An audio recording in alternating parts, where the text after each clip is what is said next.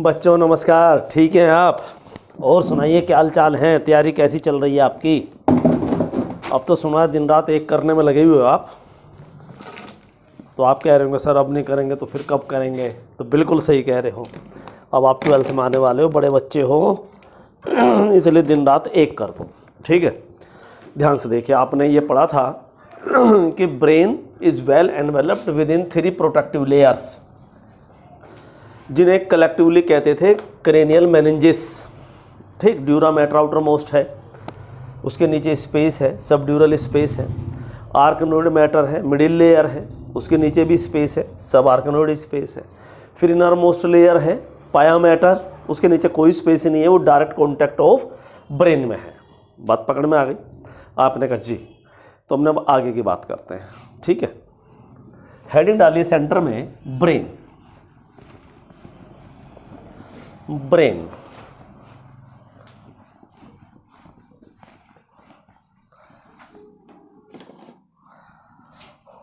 Heading है हमारी brain.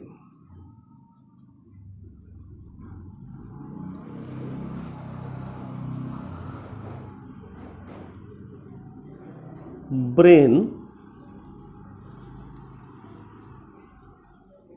Can be divided into, जो आप जानते हैं साइट है तमाम प्रोसेसिंग की, कमांड एंड कंट्रोल सिस्टम है हमारी बॉडी का।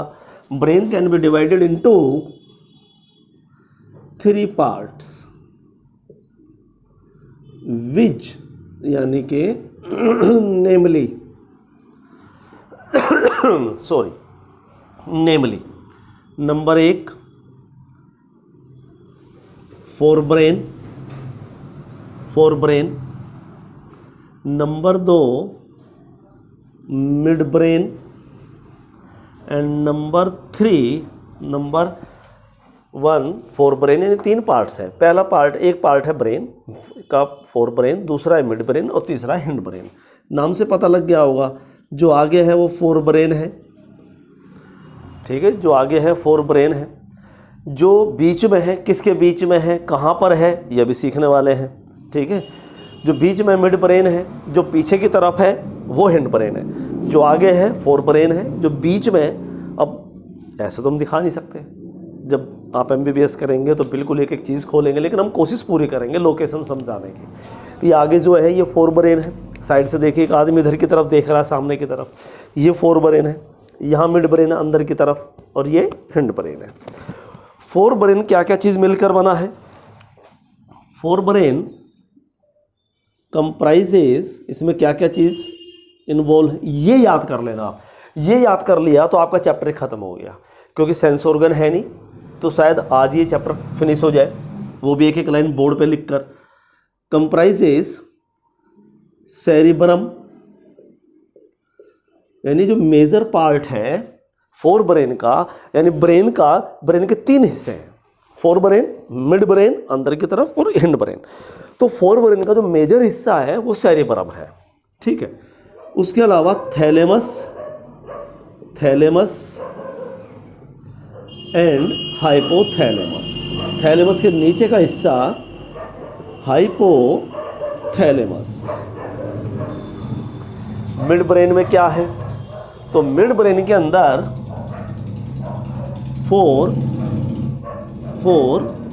बॉडीज हैं, 4 छोटी छोटी बॉडी हैं। कहाँ पर है सब समझाएंगे। 4 बॉडीज हैं, कॉल्ड कोरपोरा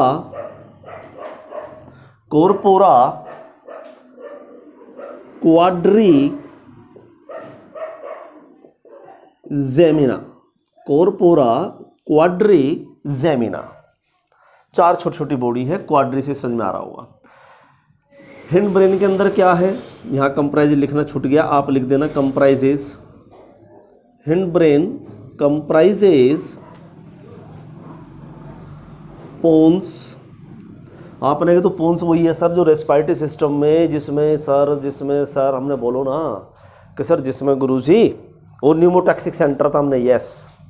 तो पोन्स, मेडुला, पूरा नाम है मेडुला ऑब्लोंगेटा, कई बार बता दिया था।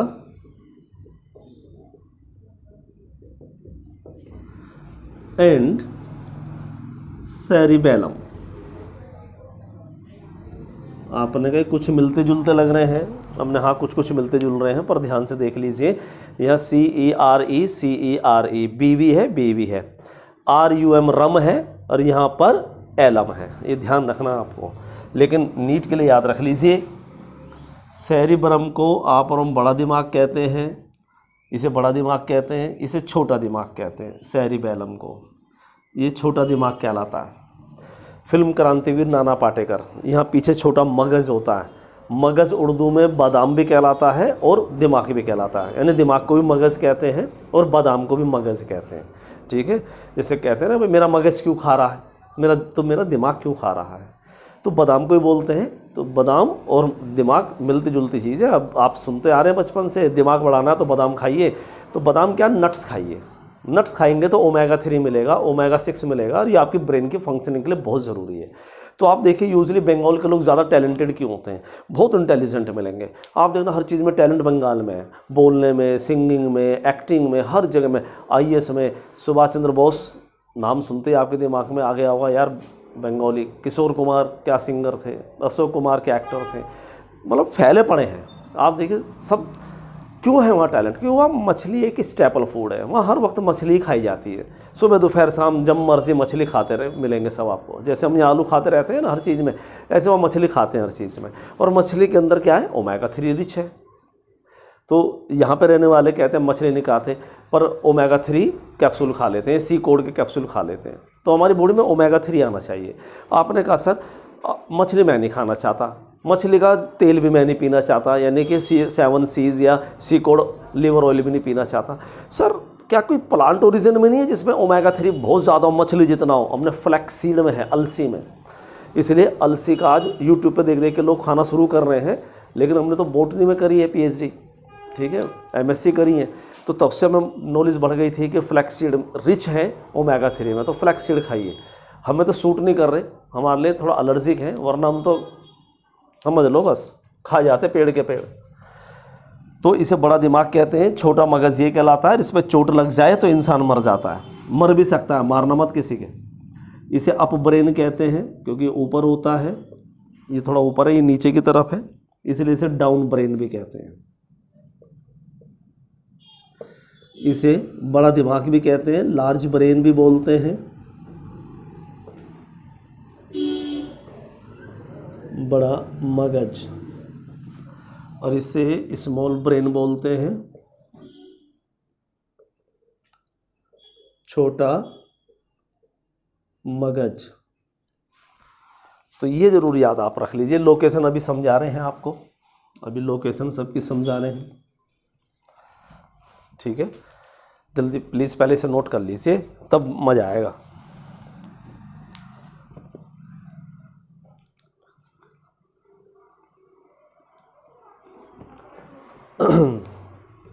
आओ बच्चों,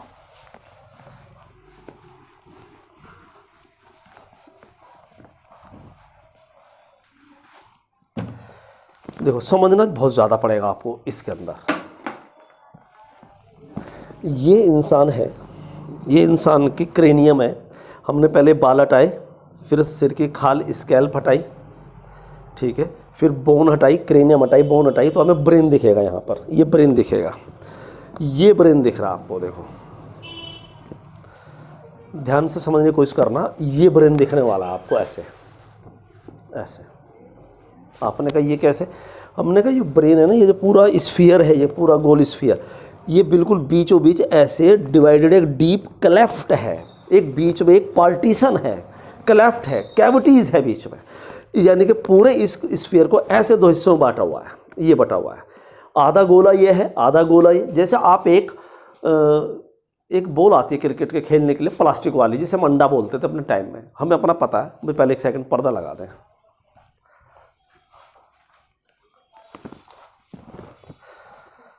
चार आदमी झांक रहे थे, ये आदमी कैमरे की तरफ क्या देख के बोल रहा है, क्या एक्टिंग कर रहा है, तो हमने पर्दा लगा दिया, खिड़की में से देख रहे थे।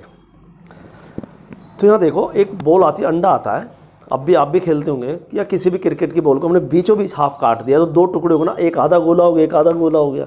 तो ऐसी ब्रेन के, ये ब्रेन है, इसके दो गोले कर दिए हमने ऐसे, ये दो गोले ये रहे, आधा गोला ये रहा, आधा गोला ये रहा, यानी ये फोर ब्रेन आगे वाला। ये फोर ब्रेन दो हिस्सों में बटा हुआ है, यानी सेरिब्रम दो हिस्सों में बटा, फोर ब्रेन है पर उसका मेजर पार्ट जो है वो सेरिब्रम है। तो this cerebrum is divided into two sphere, यानी दोनों स्फीयर है, हाफ हाफ है, आधा गोला ही है, आधा गोला ही है। तो क्या बोलेंगे, हेमीस्फीयर, हेमी मतलब सेमी, तो हेमीस्फीयर। तो brain is divided into two parts. और पीछे चलते हैं, nervous system is divided into two portion, CNS and PNS. PNS nerves हैं जो पेरीफेरी तक जा रही हैं बॉडी में, पेरीफेरी तक नर्व इंपल्स पहुंचा रही हैं, मोटर मैसेज पहुंचा रही हैं, और सेंसरी नर्व पेरीफेरी से लेकर के भी आ रही हैं, जगह जगह से मैसेज लेके भी आ रही हैं। तो जो सेंट्रल नर्वस सिस्टम को पेरीफेरी से जोड़ दे वो पेरीफेरल नर्वस सिस्टम है, उसकी बात अलग कर देते हैं। सीएनएस में, सेंट्रल नर्वस सिस्टम में दो चीज़ हैं, ब्रेन है और ब्रेन की टेल है जो रीढ़ की हड्डी के अंदर, बैकबोन के अंदर जा रही है, जिसका नाम है spinal cord, this is called spinal cord. फिर ब्रेन के तीन पार्ट है, अगला हिस्सा फोर ब्रेन है, बीच में है अंदर की तरफ मिड ब्रेन है, पीछे की तरफ हिंड ब्रेन है। फिर फोर ब्रेन के अंदर जो मेजर हिस्सा है सेरिब्रम है, और cerebrum is divided into consist of to hemispheres, दो हेमिस्फीयर हैं जो दोनों जुड़े हैं, न्यूरॉन से बना हुआ एक बैंड है, यानी न्यूरॉन से बना हुआ बैंड है, ये न्यूरॉन्स है, ये पैरेलल ऐसे जुड़े बैंड है, ये बैंड इसको जोड़ रहा है, देखिए। और एक सेकंड, एक न्यूरॉन गिर गया भाई, तो ये देखो, ये एक से दिखा देते हैं भाई। तो ये दो हेमिस्फीयर हैं ब्रेन के अंदर, सेरिब्रम के अंदर, और both are connected by a nerve band.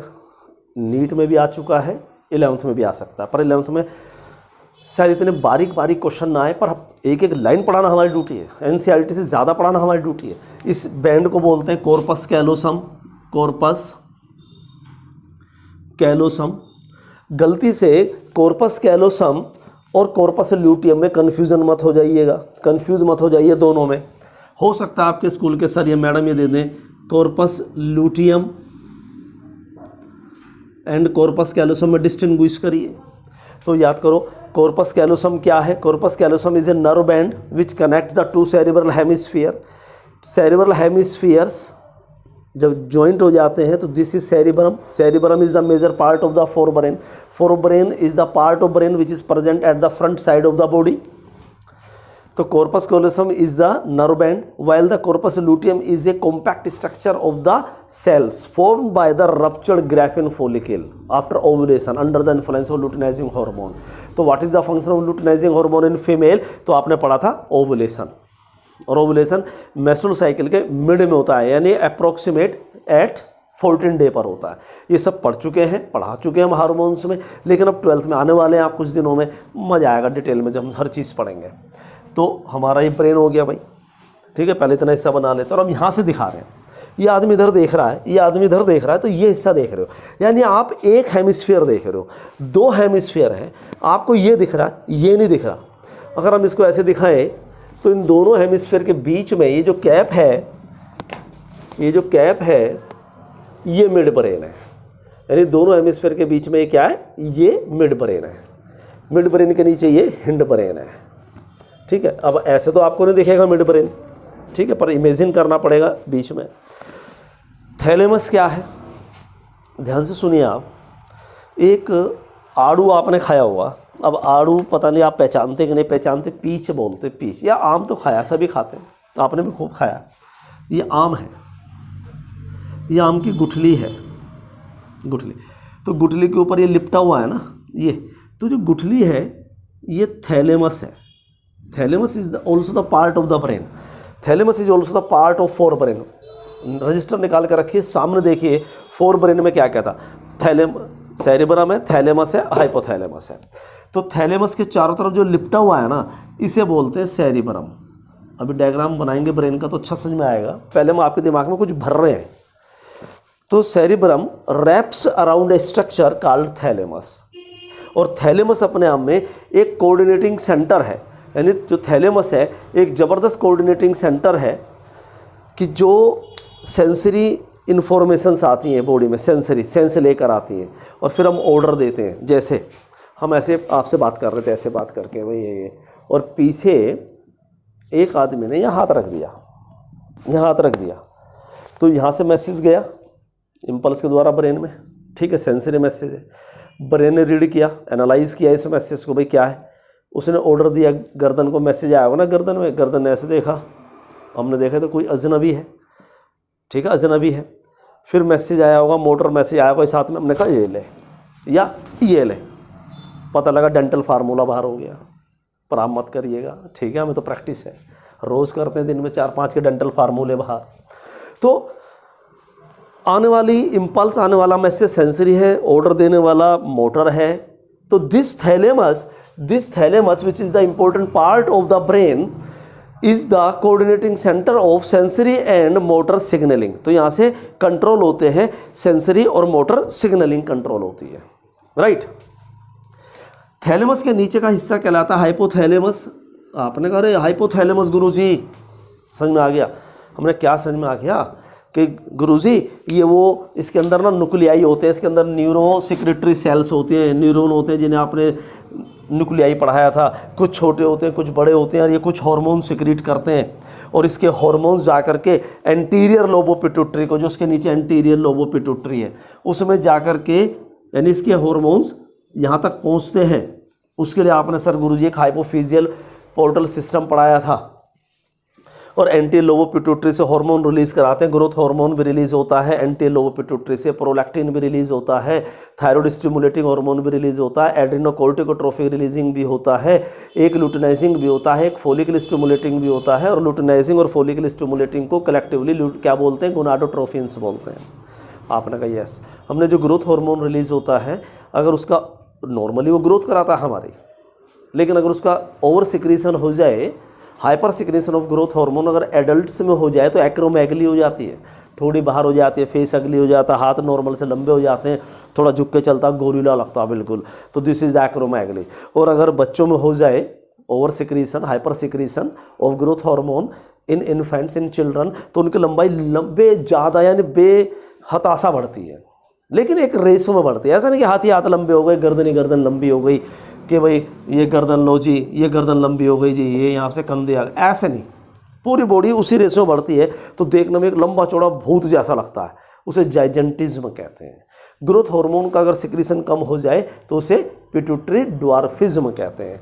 लेकिन क्वेश्चन कुछ और है, टॉपिक कुछ और है, हम कहीं और बह गए भावनाओं में कि this thalamus is the controlling centre for sensory and motor signaling, and it is wrapped by the cerebrum, and cerebrum consists of two hemisphere which are joined together by a nerve band that is called corpus callosum. मुँह से luteum निकल रहा था, पर corpus callosum. And just beneath the thalamus, this portion of the brain is called hypothalamus. Hypothalamus act as both. ये brain का part तो है ही, तो यहाँ से कुछ नर्व इम्पल्स भी यानी कुछ कंट्रोल भी होता है, हार्मोन्स भी रिलीज होते हैं। तो याद करिए हार्मोन वाला चैप्टर ब्रैकेट में आज भी आपके रजिस्टर में लिखा मिलेगा कि hypothalamus is only the neurosecretory part of the body. ये ब्रेन भी है और इंडोक्राइन भी है, और यहाँ से हार्मोन्स भी निकलते हैं। लेकिन यहाँ से कंट्रोल क्या होता है? हाइपोथैलेमस कह देना गर्म खाना पीना। भाई खाना आप गर्म खाते हो कि ठंडा खाते हो बताइए? गर्म खाना पीना, और खाना खाएंगे तो पिएंगे भी, सर्दियाँ हैं तो गर्म पानी भी पिएंगे। तो कोई कहे ना हाइपोथैलेमस क्या करता है, आपने कहा ना गर्म खाना पीना, आप वो कहेगा क्या मतलब? हमने एक तो गर्म हमारी बॉडी टेम्परेचर को मेंटेन करता है, बॉडी टेम्परेचर को रेगुलेट करता है। हमारा 37 डिग्री सेल्सियस अगर मेंटेन है बॉडी का टेम्परेचर, तो it is controlled by the hypothalamus. खाना मतलब पीना मतलब अर्ज, हमारी इच्छा पैदा करता है, urge for eating and drinking. तो खाना, ईटिंग, पीना, ड्रिंकिंग। तो hypothalamus controls body temperature and urge for eating and drinking. तो हाइपोथैलेमस मतलब गर्म खाना पीना। तो कुछ थोड़ा थोड़ा ध्यान आया होगा, लेकिन अभी करते हैं ज़रा बात। पहले ब्रेन बनाते हैं एक, लेकिन साइड व्यूज बनाते हैं। देखो ये हिस्सा बनाते हैं, ये वाला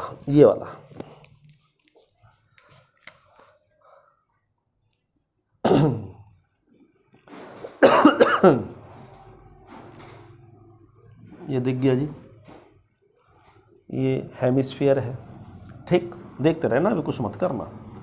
ये थैलेमस है, राइट?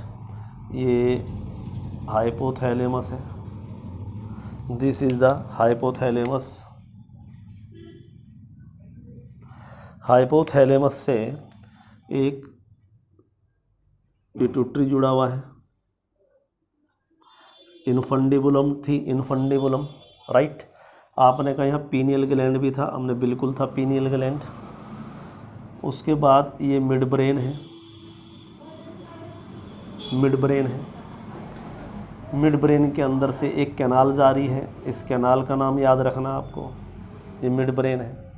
और इसका जो पीछे की साइड है, मिड ब्रेन का जो पीछे की साइड है, डोर्सल साइड है, यहाँ पर छोटी छोटी 4 बॉडी होती हैं। अगर हम पीछे की, अब यहाँ से तो ऐसे ही दिखा सकते हैं, लेकिन अगर हम यहाँ से फ़ोटो लेंगे ना इसका मिड ब्रेन का, यहाँ से, यानी कि this is the mid brain, इसमें से एक कैनाल जारी है, सेरिब्रल, सेरिब्रल, पहले इसे छोड़ देते हैं कैनाल को, पहले जो मेन बात है उसे करते हैं। जो हम यहाँ से देखें इसे, अब यहाँ से देख रहे हैं इसको, ये वाला हिस्सा, ये वाला, तो 2 छोटी छोटी स्वेलिंग ऊपर है, 2 छोटी छोटी स्वेलिंग ऊपर है। ध्यान से देखिए, दोनों को कंपैरिजन करिए। देखो मिड ब्रेन है, ठीक है, मिड ब्रेन के पीछे की तरफ डोर्सल साइड की तरफ क्या है, 4 छोटी छोटी स्वेलिंग से छोटी छोटी स्ट्रक्चर हैं। याद करो, चारों को मिला के हमने अभी लिखा था कॉर्पोरा क्वाड्रिजेमिना, उसमें 2 ऊपर हैं 2 नीचे हैं, ये चारों मिलकर के कॉर्पोरा क्वाड्रिजेमिना कहलाती है। बस इतना ही सिलेबस में क्या करती है ये फिर हम फिर भी बताएंगे आपको। तो ये मिड ब्रेन है, मिड ब्रेन के जस्ट नीचे ये पोन्स है, ये पोन्स है, पोन्स के नीचे जस्ट ये मेडुला है, ये मेडुला है, मेडुला, फिर स्पाइनल कोड है, और ये कैनाल अंदर ही अंदर जारी है, क्योंकि इसके अंदर भी क्या भरा हुआ है, सेरिब्रो स्पाइनल फ्लूइड भरा हुआ है। क्योंकि सेरिब्रो स्पाइनल फ्लूइड यहाँ इन जो मेम्ब्रेन थी 3, क्रेनियल मेनिंजिस थी, ड्यूरा मैटर थी, आर्कनोइड मैटर थी, पाया मैटर थी। पिछली क्लास भी हम लगाएंगे आज ज़रूर, लास्ट क्लास भी देखना पहले, फिर आज की करंट क्लास देखना, आज वाली देखना, और ये फिर 2 बार लेना क्लास, मज़ा आ जाएगा। तो ड्यूरा मैटर के नीचे स्पेस था, सब ड्यूरल स्पेस, एक फ्लूइड भरा था सेरिब्रो स्पाइनल फ्लूइड, क्योंकि वो सेरिब्रम और स्पाइनल कोड के चारों तरफ है। उसके नीचे फिर एक मेम्ब्रेन थी, आर्कनोइड स्पेस, उसके नीचे भी एक क्या था, स्पेस था, सब आर्कनोइड स्पेस, उसमें भी एक फ्लूइड भरा हुआ था। तो ध्यान रखना पड़ेगा। तो ये जो डक्ट है जो मिड ब्रेन को पास करती हुई जा रही है, इसका नाम है सेरिब्रल एक्विडक्ट, सेरिब्रल एक्विडक्ट। लिखने से याद होगा, भी लिखवाएंगे, एक एक चीज़ लिखवाएंगे। फिर ये एक छोटा दिमाग है, ये छोटा ब्रेन है, सेरिबेलम। सेरिबेलम हमारे सिलेबस में नहीं है, हालांकि इसके अंदर बहुत ज़्यादा ऐसे कन्वोल्यूशन है, बहुत ज़्यादा कन्वोल्यूशन, अभी सब सीखेंगे आप धीरे धीरे, लेकिन हमारे कोर्स में नहीं है, पर नीट में तो आया हुआ है सेरिबेलम। हम जो ऐसे देखो बैलेंस हो रहे हैं ना, देखो ध्यान से सुनना, ये जो हम ऐसे खड़े हैं, बैलेंस है जो हमारी बॉडी गिर नहीं रहे, ये बैलेंस कौन कराता है, हमारी मसल में ना कॉन्ट्रैक्शन है, एकदम मसल अकड़ी हुई है, कॉन्ट्रैक्ट है, ये लगातार सेरिबेलम ने मसल्स को ना कॉन्ट्रैक्ट कराया हुआ, और एकदम ऐसे देखो। जैसे ही हम मान लीजिए हमें नींद आ गई, नींद आने पर हम ऐसे गिरेंगे, मानो हम किसी चेयर या दीवार के सारे ऐसे बैठे हैं, या सफ़र में जा रहे हैं, बस के अंदर या ट्रेन के अंदर बैठे हैं, सारा लगा के, धीरे धीरे आँख बंद करी, नींद आई, मौसम अच्छा था, सुहावना था, ठंडी सी हवाएं चल रही थी, ठीक है, रात का सफ़र था, खिड़की खुली हुई थी, और धीरे धीरे धीरे हम सॉरी एकदम ऐसे होता है ना, जैसी ब्रेन सोया है, यानी जैसी हमारी बॉडी इधर या उधर साइड में आगे पीछे कहीं भी गिरने को होती है ना, तो तुरंत हमारा इंटरनल ईयर, अब ईयर तो सरकार ने काट दिया, पर हम चिंता मत करो, 12th के बाद क्रैश कोर्स में सब कराएंगे, क्योंकि नीट में आएगा, पर अभी कराने कोई फ़ायदा नहीं, अब कराएंगे बेवजह, तुम्हारा टाइम, तुम्हारा फीस सब लगेगी, और कोर्स में है नहीं फिलहाल, रिवीजन हो नहीं पाएगा, 1.5 साल बाद क्या याद रहेगा आपका, आज का टाइम और आपका पैसा लग गया।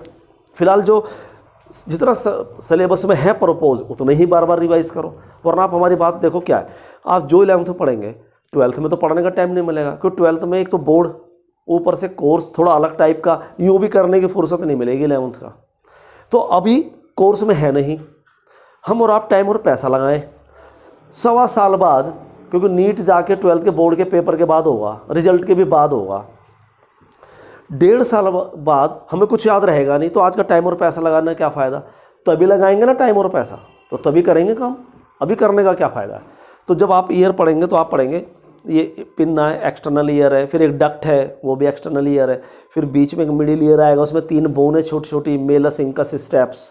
याद नहीं रहेंगे ऐसे ना, भी याद करवा रहे हैं हम, क्योंकि हमें पता है 1.5 साल में फिर भूल जाएंगे आप। मेलस इंकस प्लस स्टेप्स, बहुत से स्टेपीज बोल देते हैं, स्टेपीज। पूरी बॉडी की सबसे छोटी बोन है आपकी बॉडी के अंदर, स्टेपीज, STAPES, और ये ईयर में और मिडिल ईयर में है। तो जो उसका इंटरनल ईयर है, जो अंदर का हिस्सा है, तो जैसी बॉडी आगे इधर उधर कहीं भी गिरती है ना, वो स्टिमुलेट हो जाता है इंटरनल ईयर। इंटरनल ईयर एकदम सेंसिटिव, एकदम भांप लेता, बॉडी गिर रही है एकदम, तुरंत सेंसरी नर्व से मैसेज भेजता है सेरिबेलम में, और सेरिबेलम एकदम बॉडी को बैलेंस कर देता है, एकदम ये बैलेंस कर दिया एकदम। तो दिस सेरिबेलम जो छोटा दिमाग है, ये अपर सेरिबेलम ऊपर का दिमाग है, अप ब्रेन है, ये डाउन ब्रेन है, ये बड़ा दिमाग है, छोटा दिमाग है, बड़ा मगज है, छोटा मगज है, पीछे की तरफ है, हिंड ब्रेन का पार्ट है, लिख रखा आपने हिंड ब्रेन कंप्राइजेस ये। It controls the balance and equilibrium of the body, ये balancing the body, it control the balancing of the body. NEET में क्वेश्चन आया कि जो लोग विस्की पी लेते हैं, अल्कोहल, अब जो हैबिचुअल है वो रोज़ पीने वाले हैं, ऐसी चीज़ प्यारे बच्चों आप कभी मत पीना। ये आपसे हम कई बार बोलते हैं, 12th में तो बहुत ज़्यादा बोलेंगे, क्योंकि एक तो चैप्टर आएगा अल्कोहल का, ऊपर से आप बड़े बच्चे कॉलेज में जाने वाले होंगे, कॉलेज में माहौल बदलेगा। तो प्लीज़ बदलते माहौल में अपने संस्कारों पे आँच मत आन देना। कितना भी जीवन में माहौल बदल जाए, कितना भी आप दूसरी कंट्री में जाके पढ़ें, दूसरी कंट्री की यूनिवर्सिटी में जाके पढ़ें, पापा देखने आ रहे हैं ना मम्मी देखने आ रही है, उनका पासपोर्ट ही नहीं है मान लीजिए, और है भी, वीज़ा लेने में आने में कई दिन लग जाएंगे, तो बिल्कुल मत सोचना मेरे पापा मम्मी देख रहे नहीं देख रहे। समझदार बच्चा वो है जो अपने घर के सिखाए हुए अच्छे संस्कारों को पीछे भी याद रखे। घर में अगर कोई नहीं भी है, पापा मम्मी गाँव गए हुए हैं, रिश्तेदारी में गए हुए हैं, कोई घर में नहीं है, तो इसका मतलब ये नहीं कि हम अकेले में सिगरेट पी लें, नहीं। समझदारी वो है, संस्कार वो है जो बिल्कुल सुनसान, अगर हम आपको चांद पे भी छोड़ आए ना, चांद पर भी छोड़ दें, आपको मंगल ग्रह पे भी छोड़ दें, तब भी आप अपने संस्कारों के साथ जिए, वो है समझदारी। तो आपने कहा हमारे वो रिलेटिव पीते, हमने जो पीते हैं पीने दीजिए, हम उन्हें बुरा नहीं कह रहे, भला नहीं कह रहे, क्या उनकी कंडीशन है, क्यों उन्होंने शुरू किया, उन्हें किसी ने क्यों नहीं समझाया, वो सब गई बात है। हम आपको समझा रहे हैं, आप मत पीजिए, और ये हम इसलिए गारंटी से कह रहे हैं आप मत पीजिए क्योंकि हम नहीं पीते। जो चीज़ हम करते हैं लाइफ में, उसको हम बहुत अच्छे से आंखों में आंखें डाल के भाषण नहीं दे सकते। अगर हम सिगरेट या बीड़ी या सिगरेट पी रहे होते, ड्रग्स ले रहे होते, अल्कोहल या विस्की पी रहे होते, या बियर पी रहे होते, शायद हम आपको इतना कॉन्फिडेंस से नहीं कहते और हम इस टॉपिक से बच जाते हैं, हमें ज़रूरत क्या थी कहने की। पर हम इसलिए कह रहे हैं, आप वहाँ हैं, हम यहाँ हैं, बेशक हम में से आधे एक दूसरे को, अब आप तो हमें पहचानते हैं पर हम शायद आधों को नहीं पहचानते आप में से, हमने देखा ही नहीं, सब कुछ फ़ोन पे फीस जमा हो गई, कोई आया भी नहीं मिलने कि सर आपके क्या हाल चाल है। ऐसे ऐसे बच्चे हैं, बताओ, मिलने भी नहीं आते गुरुजी से कभी कभी। बस हाँ, 1-2 बच्चे, एक संजोग भाई है, एक सृष्टि बहन है, ठीक है, एक साहिल है। केशव जी को तो पता नहीं कितने महीने हो गए जय श्री राम करे, वो तो पता नहीं क्यों नाराज़ चल रहे हैं। एक दिन पढ़ने के लिए कह दिया था, हम उनके सबसे बड़े दुश्मन हो गए। सॉरी भाई केशव, अगर हमारी बात इतनी बुरी लग गई, अब नहीं कहेंगे आपको, अगर आपको इतना बुरा लगता है सर का। लेकिन हम इसलिए कह रहे हैं कि आप हमारे ही बच्चे हैं, हमारे ही कुछ ना कुछ भाई भतीजे कुछ लगते होंगे, इसलिए आप मत पीना। लेकिन नीट में क्वेश्चन था कि जब अल्कोहल पी लेता आदमी और नया नया पीने वाला है, तो बताइए चलता है कि नहीं? ऐसा हो जाता है ना, उसकी बैलेंसिंग ही ख़त्म हो जाती है, कभी इधर को कभी इधर को। तो कभी शराबी को चलते हुए देखना सड़क पर, वो कैसे चलता है, कभी इधर कभी उधर। तो नीट में आया कि ये जो अल्कोहल है ये किस पार्ट को बॉडी के अफेक्ट करता है। नीचे 4 ऑप्शन दे देंगे, स्टोमक दे देंगे, आइज़ दे देंगे, ब्रेन दे देंगे। ब्रेन सही है, पर ब्रेन में भी सेरिबेलम, ब्रेन में भी सेरिबेलम, अल्कोहल सेरिबेलम को अफेक्ट करती है। तो ये बैलेंसिंग करना भूल जाता है बेचारा, और आदमी के पाँव लड़खड़ा जाते हैं, ठीक है, उसके पाँव लड़खड़ा जाते हैं। तो ये हमारा पोन्स है, ये मेडुला है, ये स्पाइनल कॉर्ड है, ये मिड ब्रेन है। तो जो आप देख रहे हैं, ये जो सेरिबेलम है, ये ऐसा नहीं होता, ये उबड़ खाबड़ होता है, बड़ा उबड़ खाबड़, बिल्कुल अखरोट देख लेना, कुछ उभार होंगे, कुछ गड्ढे होंगे, यानी बड़ा उबड़ खाबड़ हिस्सा है ये ऐसे। ऐसे गड्ढे गड्ढे, उभार उभार, ये चीज़ दिख रही होंगी आपको। आप बुक में देखेंगे ब्रेन तो ऐसे ही दिखेगा आपको ये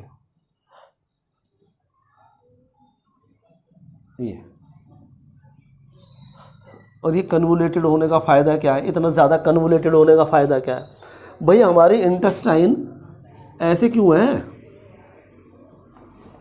आप जानते हैं जिस कमरे में आप बैठे हैं और जिस कमरे में हम ये आपको पढ़ा रहे हैं, ज़्यादा 10 फुट ऊंचा है, बस 10। 3 फ्लोर, 3 मंजिला मकान 30 फुट है, इतनी बड़ी आपकी आंत है। मुंह से लेकर एनस तक, माउथ से लेकर एनस तक जहाँ से हम अनडाइजेस्टेड फूड बॉडी से बाहर निकालते हैं, ये 30 फुट है। माउथ ऊपर से तीसरी मंजिल से लटका देंगे तो ज़मीन को छुएगा एनस जा करके। 30 फुट इतने से छोटे से स्टमक में घुस गया, एब्डोमन में घुस गया है ये। इतनी 30 फुट लंबी ट्यूब इसमें घुस गई है। क्यों? ऐसी टेढ़ी मेढ़ी करके, क्योंकि जितना ज़्यादा कन्वोलेटेड होता है ना उतना चीज़ें ज़्यादा पैक हो जाती हैं। तो ज़्यादा न्यूरॉन को पैक करने के लिए, क्योंकि जितना ज़्यादा न्यूरॉन उतना हमारा ब्रेन एक्टिव, तो ज़्यादा न्यूरॉन को पैक करने के लिए नेचर ने, चाहे वो सेरिबरम है चाहे सेरिबेलम है, कैसा दिया है? आपने कहा हाईली कन्वोलेटेड दिया है, यानी दिस इज हाईली कन्वोलेटेड। हमने यस, ये हाईली कन्वोलेटेड है। तो ये जो गड्ढे गड्ढे दिख रहे हैं इनको बोलते हैं सुल्कस। इन डिप्रेशन को बोलते हैं सुल्कस। प्लूरल वर्ड है सुल्की। सुल्की यानी कि जो पिट्स हैं, डिप्रेशंस हैं, पिट्स हैं, तो दीज आर सुल्की। जरा एक सेकंड, ये इंक हाथ गंदे कर देती है, इसलिए हमें ज़रा बड़ा बच के रहना पड़ता है।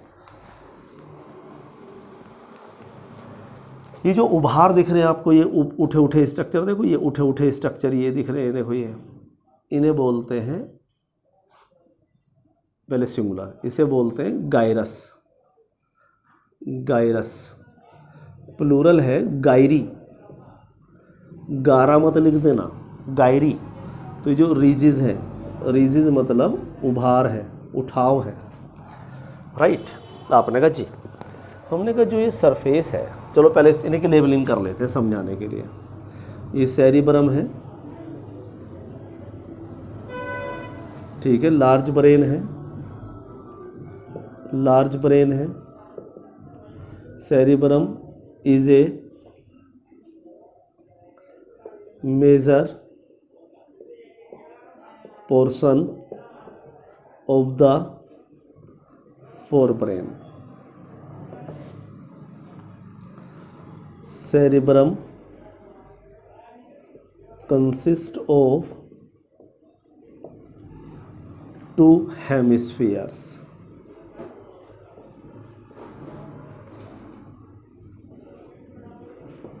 which are joined together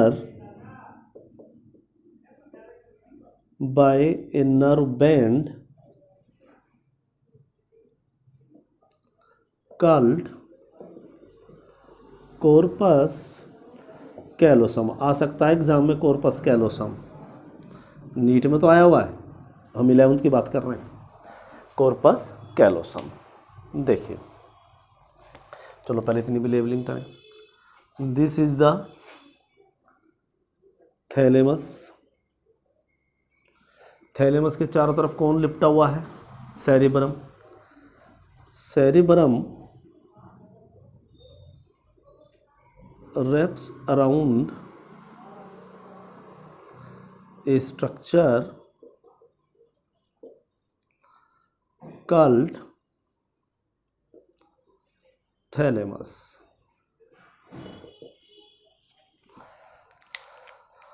Thalamus is a क्या था? थैलेमस याद करो जरा, क्या था? आपने कोऑर्डिनेटिंग सेंटर था। Is a coordinating centre for sensory and motor signalling. उसके जस्ट नीचे क्या था आपने गुरुजी, उसके जस्ट नीचे हाइपोथैलेमस था। Hypothalamus is composed of neurosecretory cells, जिनका दूसरा नाम है न्यूक्लियाई सेल्स, विच सिक्रीट हॉर्मोन्स, जो हार्मोन सिक्रीट करती हैं। याद करो, gonadotrophin releasing hormone, thyroid releasing hormone, ठीक। हाइपोथैलेमस कंट्रोल क्या करता है भाई? हाइपोथैलेमस कंट्रोल्स गर्म खाना पीना, बॉडी टेम्परेचर। नीट में पिछले 5 सालों में 2 बार आया हुआ है। बॉडी टेम्परेचर कहाँ से कंट्रोल होता है? हाइपोथैलेमस पे टिक लगाना। बॉडी टेम्परेचर एंड अर्ज, इच्छा फॉर ईटिंग एंड ड्रिंकिंग से मतलब पानी पीने से, कभी कुछ और आप ड्रिंक कर जाओ। पहले ही रोक दिया आपको, प्लीज़ कहना मानना लाइफ में।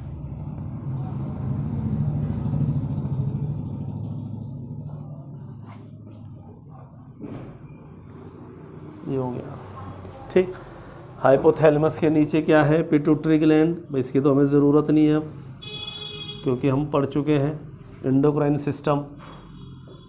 Pituitary gland master gland of the body, क्योंकि इसी के हॉर्मोन्स पूरी बॉडी के जो एंडोक्राइन ग्लैंड है उनके सिक्रीशन को कंट्रोल करता है। इसके पीछे याद करो pineal gland, biological clock. This is the mid brain,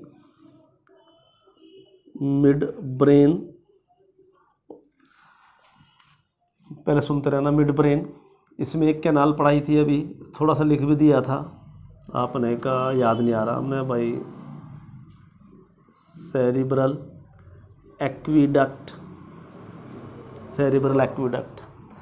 4 body थी, वो आगे लिख देंगे। फिर ये पोन्स था, ये मेडुला था। मेडुला क्या कंट्रोल करता है?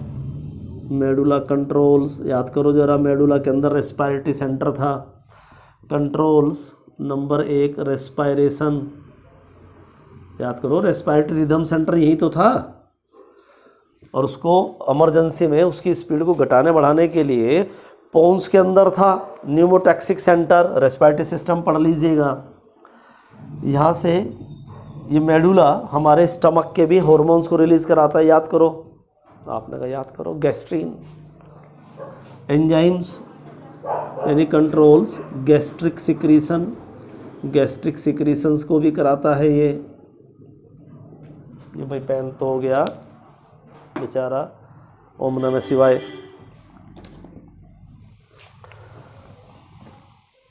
उसके अलावा हमारे हार्ट के फंक्शंस को भी कंट्रोल करता है। कंट्रोल्स कार्डियो वास्कुलर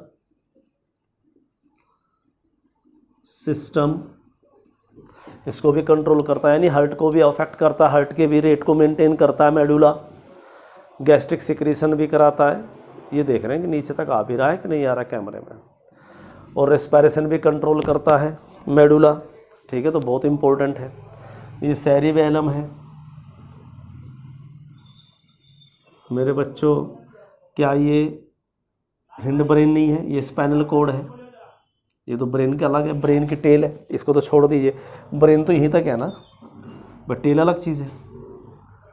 लेकिन हिंड ब्रेन में क्या क्या आ गया? पोन्स, मेडुला और सेरिबेलम, राइट। ये हमारा ये हाइपोथैलेमस है, ये पूरा ही, बल्कि से यहाँ करो, ये हो गया पीनियल ग्लैंड, ये हो गया थैलेमस, ये रहा पीनियल ग्लैंड, ये हाइथैलेमस और ये हाइपोथैलेमस। थैलेमस किसका हिस्सा है? थैलेमस या हाइपोथैलेमस फोर ब्रेन का हिस्सा है। फोर ब्रेन के अंदर क्या क्या था, सेरिबरम, थैलेमस, हाइपोथैलेमस। हिंड ब्रेन में क्या है, पोन्स, सेरिबेलम और मेडुला। तो क्या हिंड ब्रेन और फोर ब्रेन के बीच में नहीं है मिड ब्रेन, इसलिए तो मिड ब्रेन है। किसके बीच में, थैलेमस और हाइपोथैलेमस ऑफ फोर ब्रेन के थैलेमस का हो चाहे हाइपोथैलेमस का हो, और हिंड ब्रेन के पोन्स का हो। तो पोन्स और थैलेमस या हाइपोथैलेमस के बीच में फंसा हुआ है मिड ब्रेन, जिसके अंदर एक डक्ट है, सेरिब्रल एक्विडक्ट। 4 पीछे बॉडी है, ये 4 बॉडी है, कॉर्पोरा क्वाड्रिजेमिना कहते हैं। लिख दिया था, फिर लिखेंगे अगले पेज पर पहले आप नोट कर लो, वरना सब मिक्सअप हो जाएगा। बहुत सारी चीज़ें चल रही हैं इस समय दिमाग में।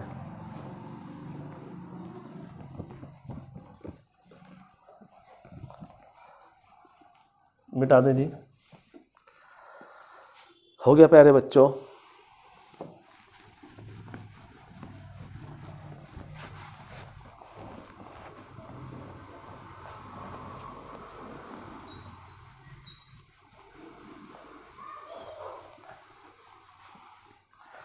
तो ये मिड ब्रेन, पोन्स और मेडुला जो एक लाइन में, इन तीनों को मिला के ब्रेन स्टम बोल देते हैं। अभी लिखेंगे ब्रेन स्टम, लेकिन जितनी बातें बोल दी पहले उतनी तो कर लें।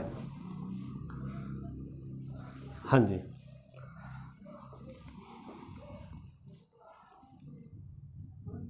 हमने लिखा था mid brain. Mid brain is located between thalamus और hypothalamus of fore brain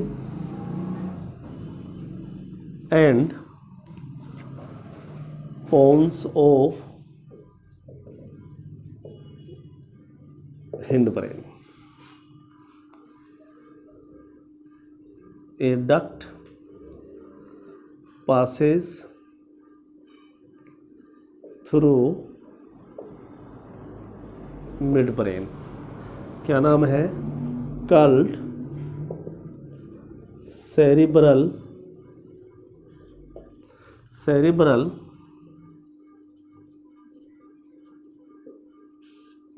aqueduct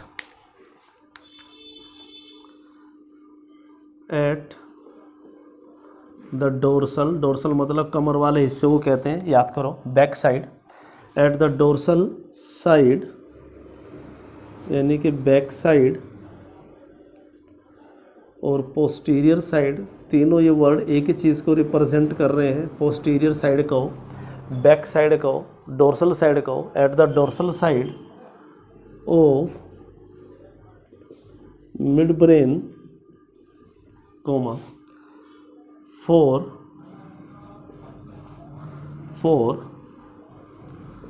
structures are present, comma, which के आगे पीछे comma, which are collectively called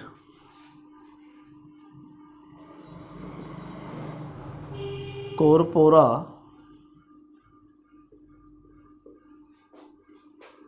quadrigemina.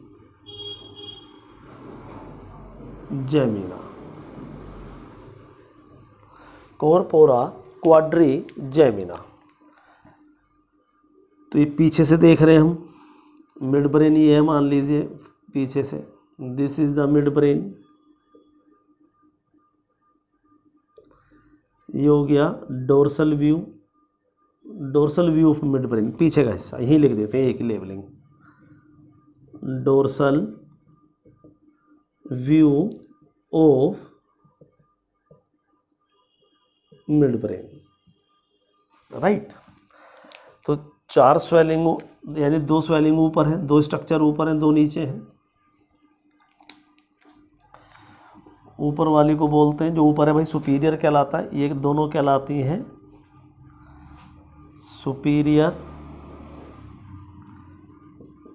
कोलिक्युलाई। ये सिलेबस में नहीं है पर नीट के लिए याद रखना। सुपीरियर कोलिक्युलाई जो नीचे हैं, इंफीरियर colliculi,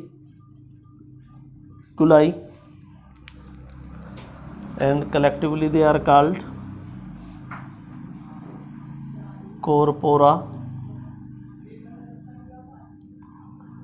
quadrigemina। ठीक, ध्यान से देखिए क्या करती हैं ये। अच्छा ये बताओ, ये आँख है, ये ईयर है। यूजुअली आँख ऊपर होती है, यूजुअली आँख ऊपर होती है ना, ये देखो ये, और ईयर नीचे होते हैं, नीचे होते हैं। अचानक कोई इधर से गया, अचानक तेज़ी से निकल गया तो हमारी नज़र एकदम जाएगी ना, ऐसे कोई बड़ी तेज़ी से जा रहा है एकदम यूँ जाएगी। या आप पढ़ रहे हैं, आप टीवी देख रहे हैं, बहुत बड़ी स्क्रीन है, क्रिकेट मैच देख रहे हैं, इधर चौका मारा, आपके एकदम इधर जाएगी। आप क्या सोच के कर रहे हैं, गर्दन इधर अपने आप ही हो रही है। आप बुक पढ़ रहे हैं, आपने कुछ सोचा नहीं था, ऐसे कर रहे हैं बिना सोचे हो। जो काम बिना सोचे कर दे हमारी बॉडी, उसे रिफ्लेक्स बोलते हैं। वो रिफ्लेक्स एक्शन है। जैसे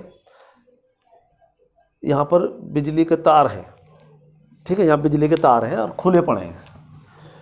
आप में से किसी ने शरारत कर दी, सृष्टि गर्गी कर सकती है, उसने बिजली के तार खुले छोड़ दिए क्लास में आके पहले ही कि सर जी ने एक बार मेरे को पढ़ने के लिए बोल दिया था, बदला लेना गुरुजी से।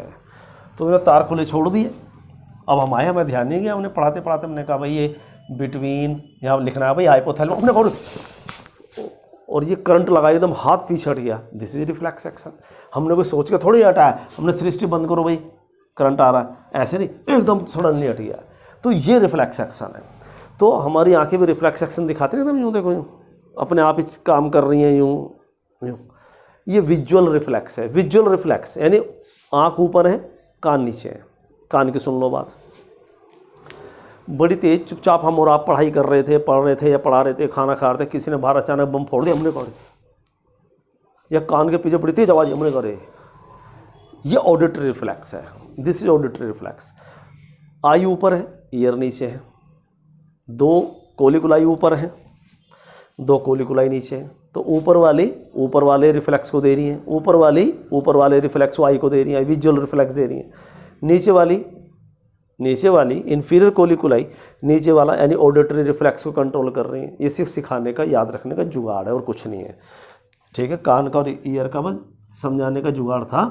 तो कंट्रोल्स दो हैं, तो कंट्रोल विजुअल रिफ्लेक्स आपके बुक में नहीं है, चाहो तो छोड़ सकते हो भाई, यही फुल स्टॉप लगा के नीचे की बात ख़त्म कर देना। ये सिलेबस में ही नहीं है, पर नीट में आता है, इसलिए हम आपको बता रहे हैं, कर लीजिएगा प्लीज़।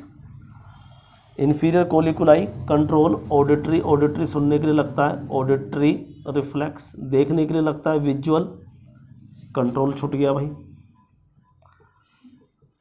Control auditory reflex. और ये दोनों कोलिकुलाई मिलकर क्या कहलाती हैं, कॉर्पोरा क्वाड्रिजेमिना।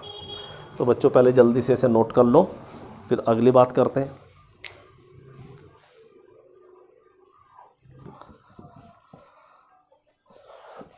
आ जाओ जी, जरा सेरिबेलम की बात कर लें, जो नीट में बड़ा इम्पोर्टेंट है।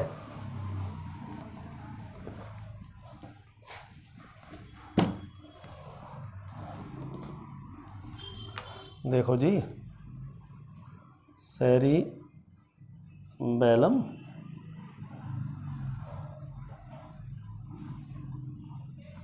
Thalamus,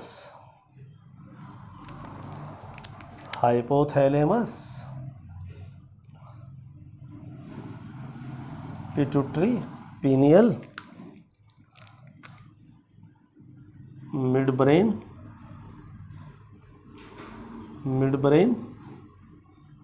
पोन्स, medulla, spinal cord. अब डक्ट वक्त नहीं दिखा रहे, हाईली कन्वोलेटेड है, यानी कि मिड ब्रेन,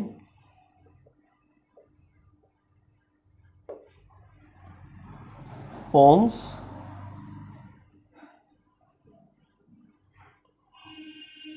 मेडुला, ये तीनों मिलके, हालांकि आप सेरिबेलम को भी जोड़ सकते हैं, ये तीनों मिलके जो एक ही लाइन में छोटी सी डंडी दिख रही है ना, देखो ये स्पाइनल कोड है,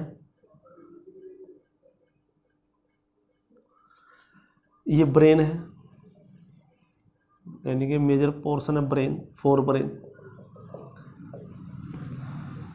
तो ये जो इस बड़े ब्रेन, सेरिब्रम और स्पाइनल कॉर्ड के बीच में जो हिस्सा दिख रहा है ना, जैसे तीन चीज़ बना रही है, मिड ब्रेन, पोन्स और ये मेडुला, ये तीनों मिलके कहलाते हैं ब्रेन स्टम। Brain stem. तो brain stem comprises mid brain, pons, medulla. बहुत सी बुक सेरिबेलम भी जोड़ देती हैं ब्रेन स्टम में, तो आप जोड़ सकते हैं, नहीं भी जोड़ सकते, यानी आपकी मर्जी, आप जोड़े ना जोड़े, पर आप ये तीन तो बोलेंगे। ब्रेन स्टम आपकी एनसीईआरटी ने भी खुद गड़बड़ कर रखी है, 2 बार लिखा है ब्रेन स्टम, एक में सेरिबेलम जोड़ दिया, एक में नहीं जोड़ा है, तो ये तो आपकी मर्जी है, पर ये तीन जरूर है, इन तीनों के बिना ब्रेन स्टम पूरा नहीं कहलाता। तो दिस इज द सेरिबेलम, किसका पार्ट है? पार्ट ऑफ हिंड ब्रेन है, क्योंकि पोन्स हिंड ब्रेन है, मेडुला हिंड ब्रेन है, सेरिबेलम हिंड ब्रेन है, ये हिंड ब्रेन के हिस्से हैं। तो एचबी मतलब hindbrain. Hindbrain consist of cerebellum, pons और मेडुला।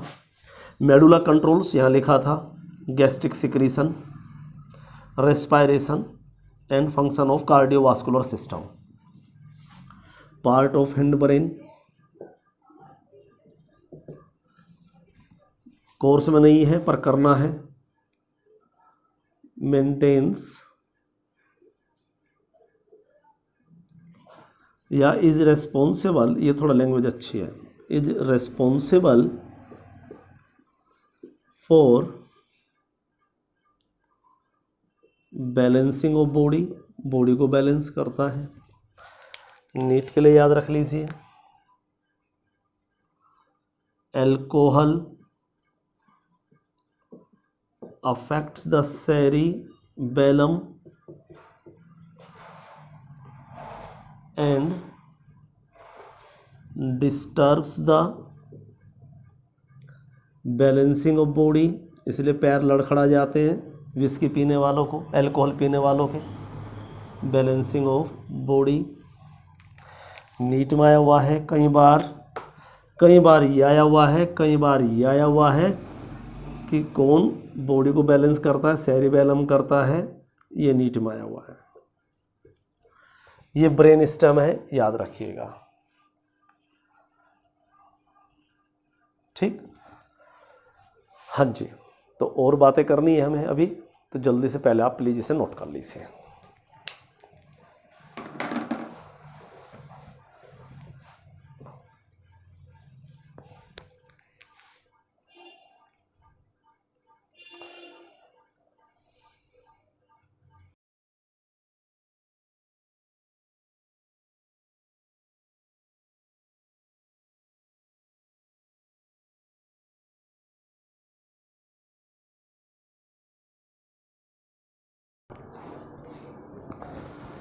हाँ जी बच्चों, हो गया जी। चलें आगे। ब्रेन स्टेम याद रखना आपको, मिड ब्रेन, पोन्स और मेडुला, ठीक है। और हिंड ब्रेन याद रखना है, पोन्स, मेडुला एंड सेरिबेलम। और नीट के दोनों पॉइंट याद रखना अच्छे से, ठीक है। अब चलते हैं लिम्बिक सिस्टम पर, बेहद इंपॉर्टेंट। यानी लिम्बिक सिस्टम बेशक आपके स्कूल वाले सर नहीं देंगे, कोई बात नहीं, पर इतना भरोसा है कि एग्ज़ाम में ज़रूर आ नीट में ज़रूर आ सकता है।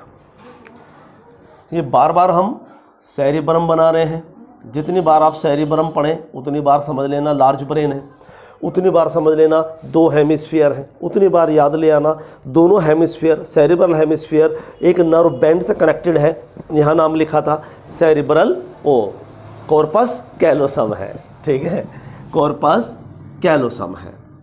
और ये कन्वोलेटेड है हमारा, चाहे लार्ज ब्रेन है चाहे वो स्मॉल ब्रेन है, सेरिबेलम कन्वोलेटेड है, और वो इसलिए कन्वोलेटेड है जिससे मैक्सिमम से मैक्सिमम न्यूरॉन आ जाए। याद करो, ये थैलेमस है, ठीक, थैलेमस के बाद ये हाइपोथैलेमस है। आपने कहा तो आप बहुत बार बना चुके हैं, हमने बहुत बार बनाएंगे, आप चिंता मत करिए। इनफंडिबुलम है, पिट्यूटरी है, पीनियल है, ठीक है, मिड ब्रेन है, पोन्स है, मेडुला है, सेरिबेलम है, स्पाइनल कॉर्ड है, एक्विडक्ट है, सेरिब्रल एक्विडक्ट। देखिए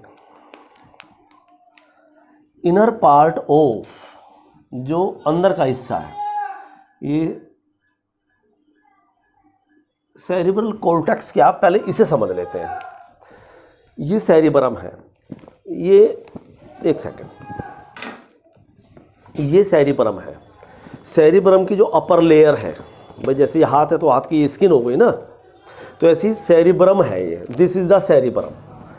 अब चाहे ऊबड़ खाबड़ हो, है तो सेरिब्रम ना, है तो सेरिब्रम, चाहे ये गायरस हो, गायरस, चाहे ये सुल्की हो, सुल्की मतलब डिप्रेशंस, लेकिन सरफेस तो है ना, देखो ऐसे सरफेस तो है ना ये। तो दिस अपर सरफेस यानी the cells which form the upper layer of the cerebrum is called cerebral cortex, इसे सेरिब्रल कॉर्टेक्स कहते हैं। तो इस हाथ के ऊपर ये सेरिब्रल कॉर्टेक्स है, मान लीजिए लेयर चढ़ी हुई है सेल्स के, सेरिब्रल कॉर्टेक्स है, राइट।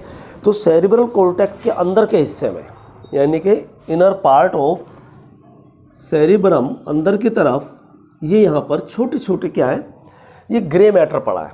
आपने कहा ग्रे मैटर, हमने कहा यस, ये एक्सोन है। आपने कहा नई नई टर्म बताए जा रहे हो सर, हमने कहा तभी तो मज़ा आएगा। ये एक न्यूरॉन है और मल्टीपोलर न्यूरॉन, आपने इसे पकड़ लिया होगा। एक्सोन एंड है, एक्सोन टर्मिनल्स हैं,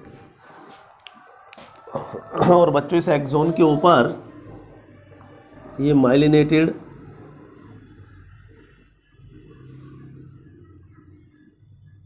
एक्सोन है, माइलिन शीथ है। और इस चैप्टर की पहली क्लास में आपने पढ़ा था मल्टीपोलर हमारे सेरिब्रम के अंदर पाए जाते हैं, सेरिब्रल कॉर्टेक्स के अंदर पाए जाते हैं। तो जो हमारे इस ब्रेन को बना रहे हैं वो मल्टीपोलर न्यूरॉन है और माइलिनेटेड है। तो माइलिन क्या करता है, माइलिन जहाँ जहाँ माइलिन होगी ना, वहाँ वाइट वाइट अपीयरेंस होगी। जैसे देखो ये ग्रे है, लेकिन जहाँ जहाँ ये कपड़ा होगा, कमीज़ होगी, वहाँ वाइट वाइट अपीयरेंस होगी। अगर ये वाइट कपड़ा हटा दें तो ये भी ग्रे मिल गया है, ये भी स्किन कलर मिल गया है। अगर हम माइलिन हटा दें तो पूरा न्यूरॉन ग्रे है। लेकिन जहाँ जहाँ माइलिन कवरिंग है केशव भाई, उस जगह को बोल देते हैं वाइट मैटर, वाइट मैटर। तो वाइट मैटर एक्चुअली में द माइलिनेटेड एक्सोन को कहते हैं। और जो सेल बॉडी है ये grey matter, this is the grey matter. भाई ग्रे की दो स्पेलिंग है, GREY, GRAY।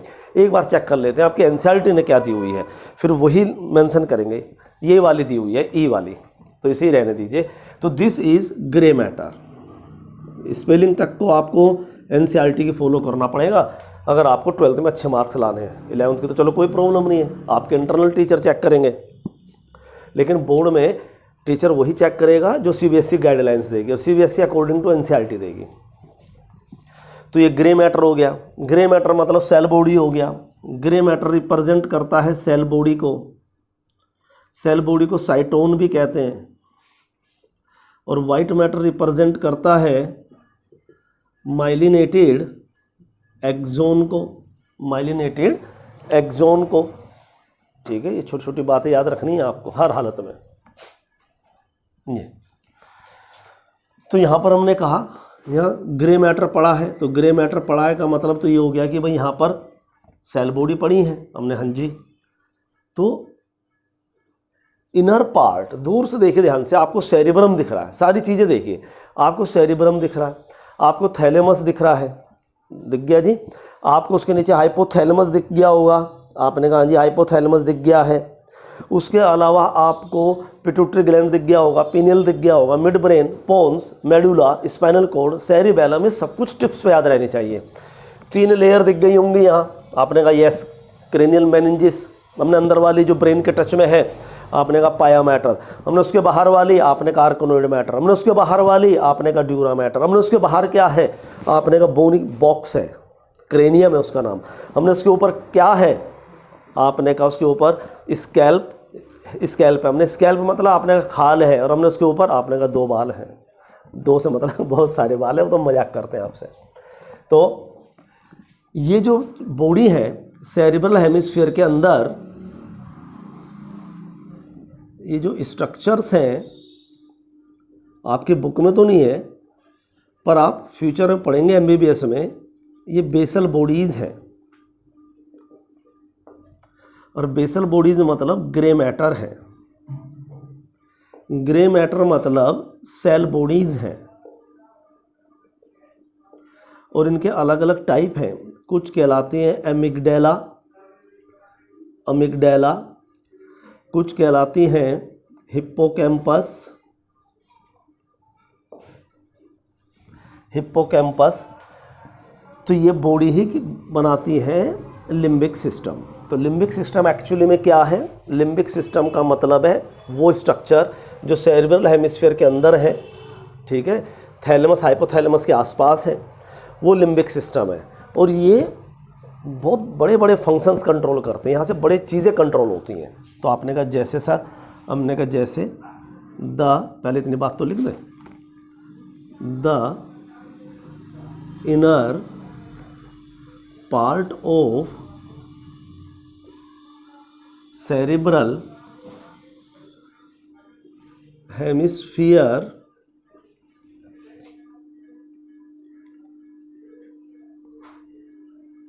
possesses many structures। और वो स्ट्रक्चर्स एक्चुअली में क्या है? बेसल बॉडीज़ हैं।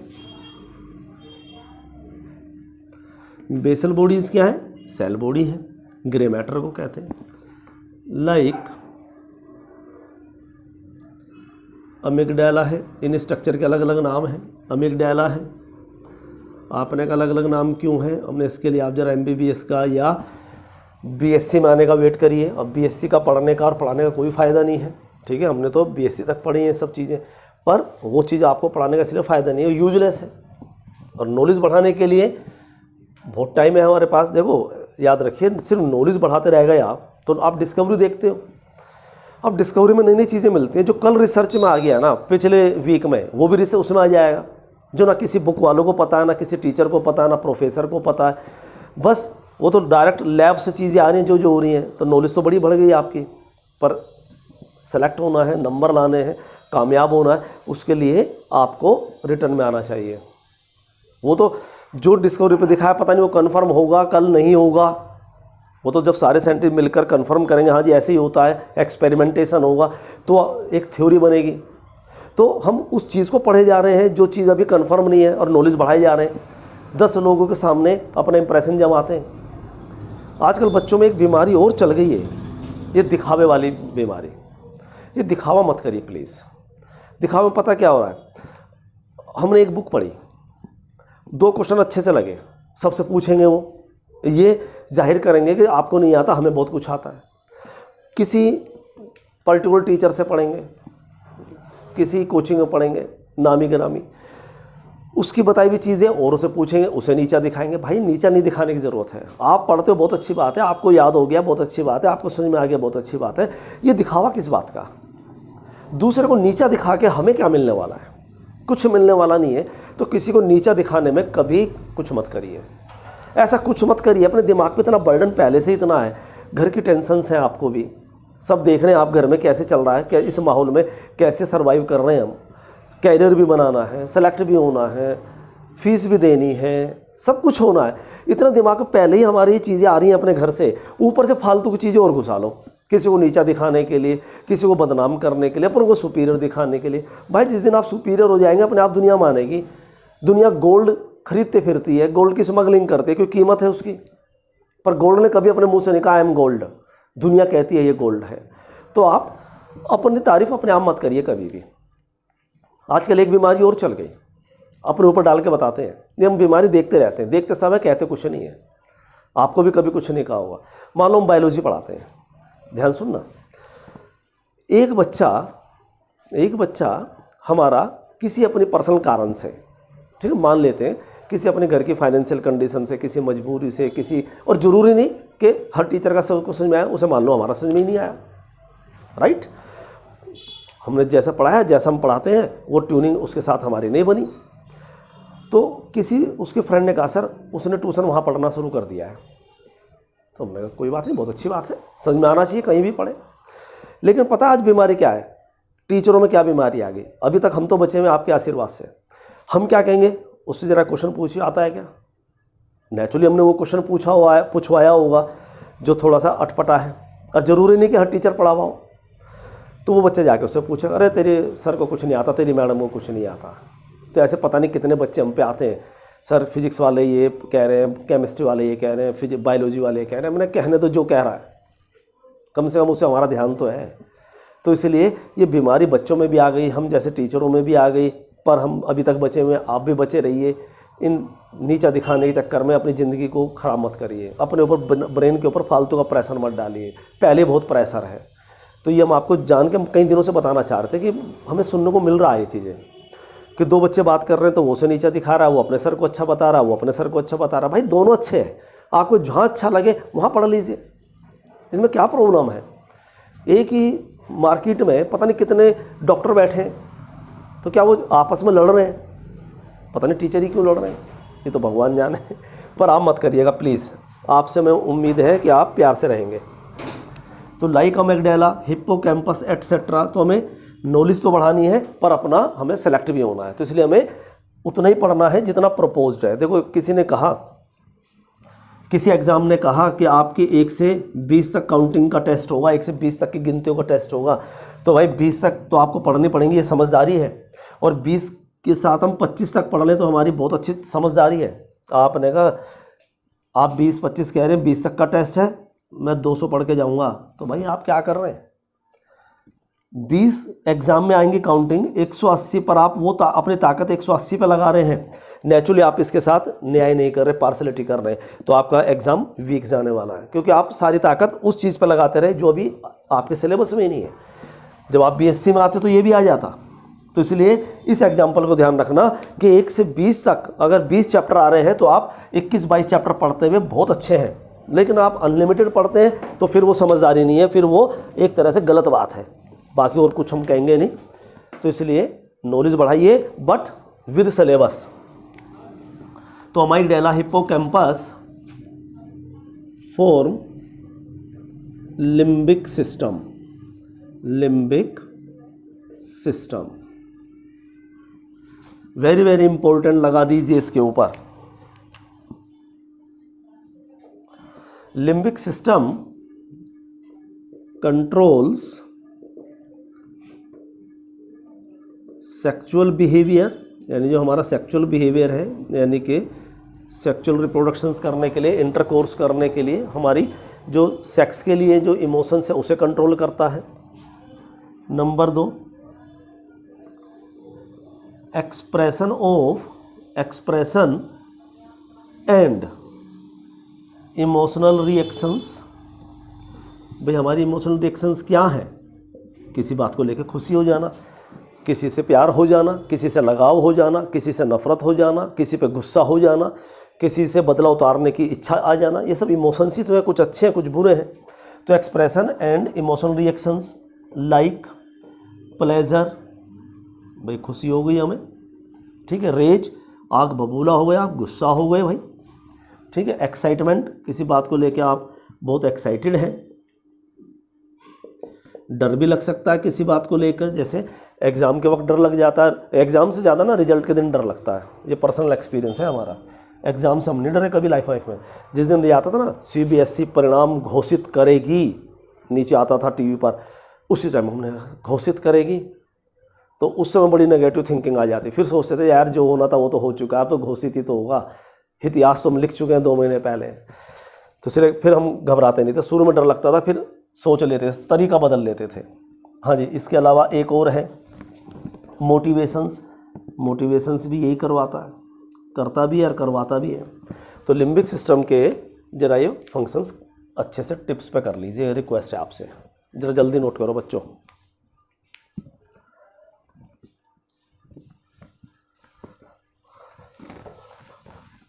आ जाइए।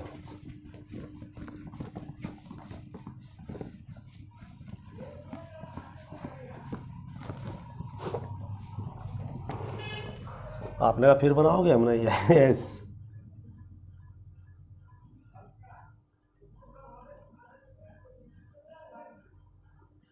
Mid brain, pons, medulla, spinal cord. Upper surface क्या कहलाता है?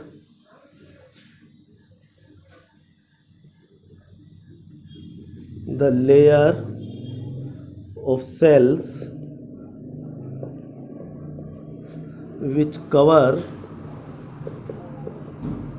which covers the outer surface of cerebrum is called cerebral cortex। Cerebral cortex कहलाता है, ठीक है। और ये कैसा दिखता है? ग्रे दिखता है। Cerebral cortex appears grey in colour due to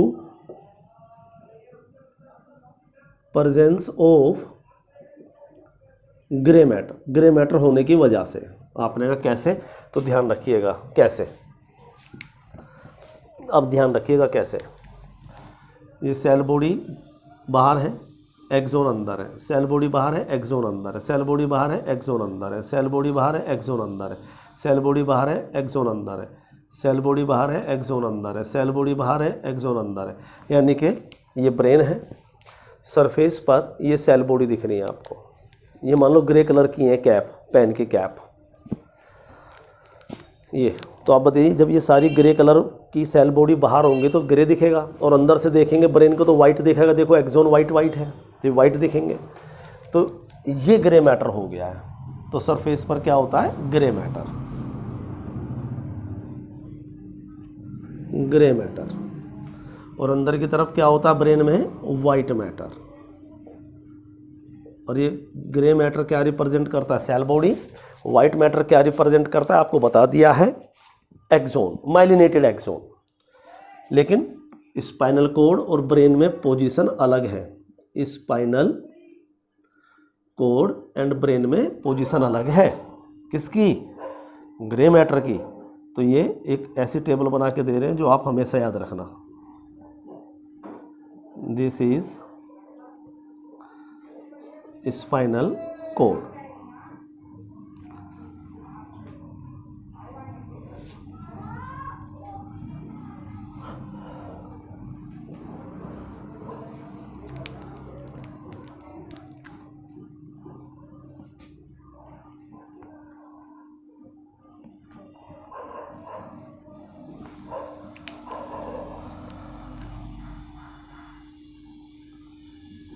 grey matter,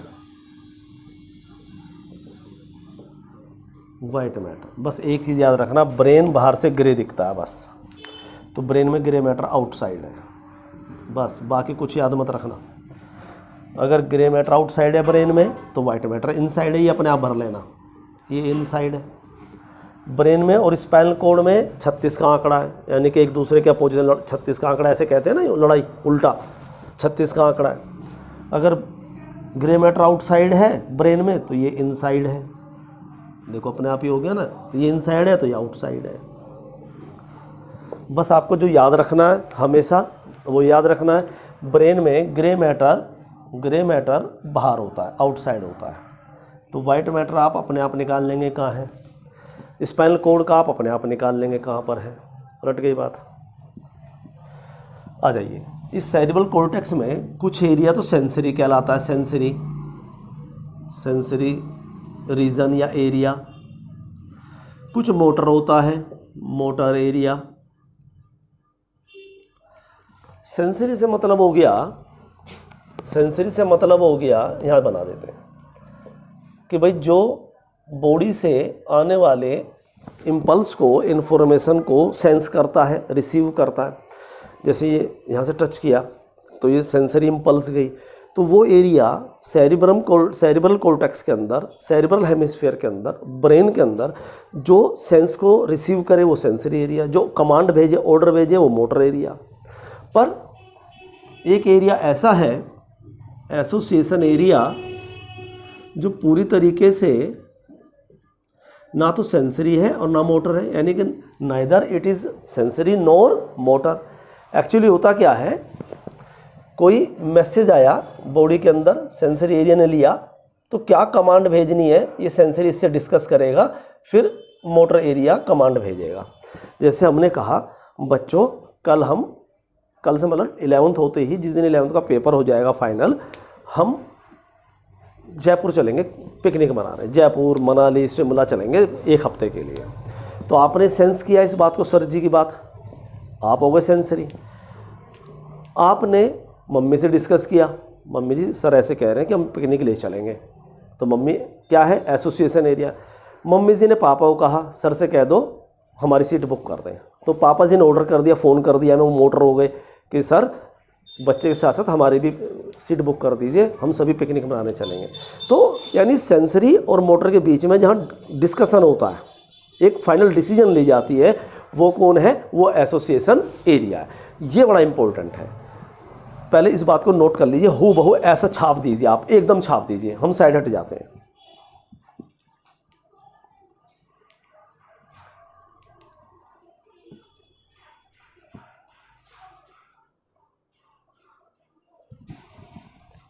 आओ जी,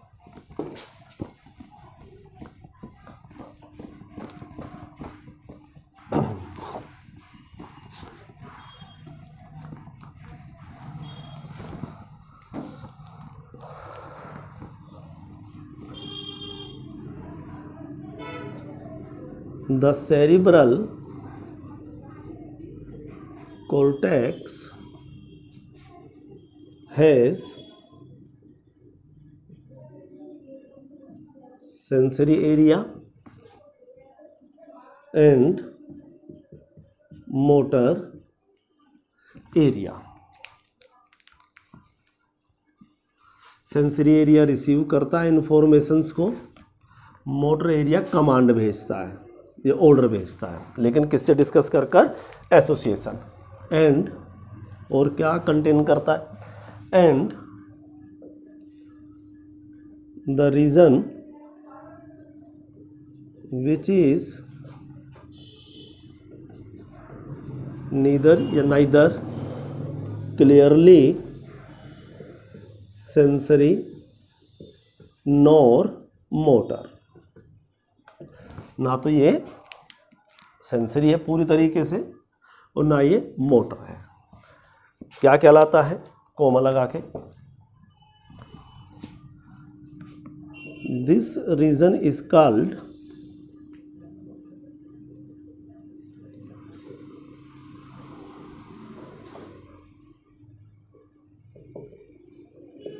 association area। This is called association area।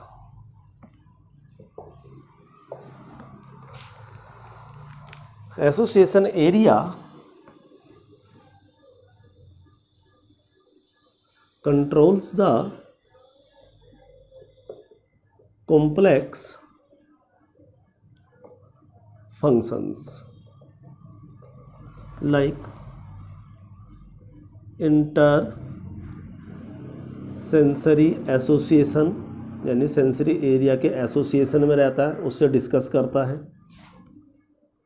Memory हमारी याददाश्त, हमारा कम्युनिकेशन, जैसे पापा जी कम्युनिकेट कर रहे थे हमसे, तो ये पॉइंट याद रखने इम्पोर्टेंट है कि एसोसिएशन एरिया क्या करता है। मान लो यही पूछ लें आपके सर, फिर क्या करोगे? ठीक है, जल्दी नोट करिए। फिर एकदम लास्ट टॉपिक बचा इस चैप्टर का, एकदम लास्ट, जिसका नाम है रिफ्लेक्स एक्शन, और बड़ा इंपॉर्टेंट है। बच्चों एक काम करिएगा, इसके नीचे ये डायग्राम जो हम पता नहीं कितनी बार बना चुके हैं, क्या ना मान लेना, ये बना लेना बस, पेज नंबर 320 पे है, ये वाली फिगर बना लेना। पता नहीं हम कितनी बार बना चुके हैं, ज़रूर बना लेना कि diagram showing the sagittal section, यानी साइड में सेक्शन काटा हुआ है, ऑफ ह्यूमन ब्रेन। हम लिख देते हैं question.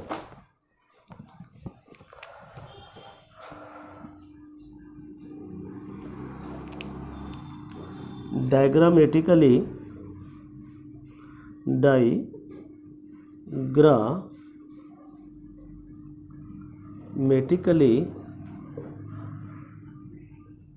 represent the section of sagittal section of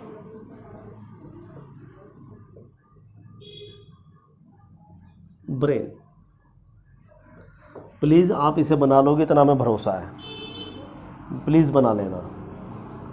page number 320 है। आपका एग्ज़ाम कल भी है ना, अगर बायोलॉजी का, तब भी बना लेना। Figure number 21.4 left hand side, इसे भी नोट कर लो बच्चों। फिर करेंगे अगली बात लास्ट टॉपिक की, क्योंकि सेंस ऑर्गन तो इस बार कट गए हैं, डिलीट हो गए हैं।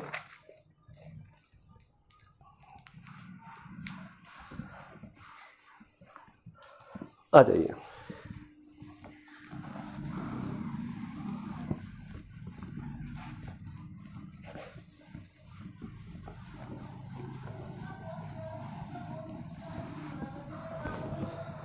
हेडिंग डालिए रिफ्लेक्स एक्शन।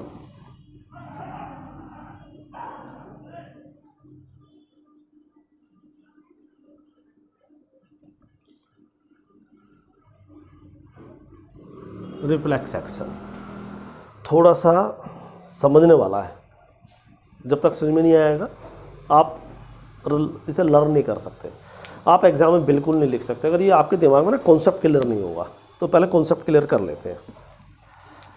देखिए भाई, ये हमारा सेरिब्रम जिसे हम बार बार पढ़ते चले आ रहे हैं, थैलेमस भी है, हाइपोथैलेमस भी, अब इनकी ज़रूरत नहीं है बार बार। Pituitary, pineal, mid brain, pons, medulla, spinal cord और ये सेरिबेलम, ये सब चीज़ें पढ़ते आ रहे हैं आप। ये स्पाइनल कॉर्ड है, आप जानते हैं स्पाइनल कॉर्ड से नर्व निकल भी रही हैं, आ भी रही हैं। आपने कहा जी हमने कहा इन्हें पता आप क्या कहते हैं? आपने कहा हाँ जी, इन्हें स्पाइनल नर्व्स कहते हैं।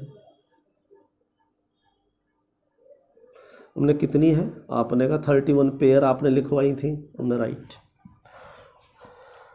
हमने कहा हमने आपको, आप सामने बैठे हैं, आप सामने बैठे हैं और हमने कहा, आपने कहा सर मेरे बहुत अच्छे नंबर आए, मैंने टॉप कर दिया। तो हमने कहा बेटा ऐसे खुश रहिए, सिर पे हाथ रख के हमने कहा खुश रहिए, ठीक। या आपने से किसी ने कहा सर मेरी तबीयत ख़राब सी लग रही है, मुझे कुछ ऐसा लग रहा है फीवर हो गया है। तो हमने माथे पे हाथ रखा और हमने कहा कुछ टेम्परेचर तो बढ़ा हुआ है आपका, एक बार थर्मामीटर में देख लेते हैं। क्योंकि माथे पे हाथ रखना है ऐसे बदन से कोई डॉक्टर नहीं पता लगाता, बस इसे जस्ट ही पता लगता हाँ कुछ बॉडी वार्म ज़रूर है, पर एक क्वालिफाइड डॉक्टर हमेशा ऐसे गर्म से महसूस नहीं करता। इसलिए हम इस पर डिपेंड नहीं है कि भाई ये गर्म है तो बुखार है, क्योंकि आप जब 12th में आ जाएंगे तो आप ये पढ़ेंगे, अलग अलग इकोलॉजी में पढ़ेंगे कि अलग अलग तरह की फिजियोलॉजी वाले दुनिया में लोग हैं।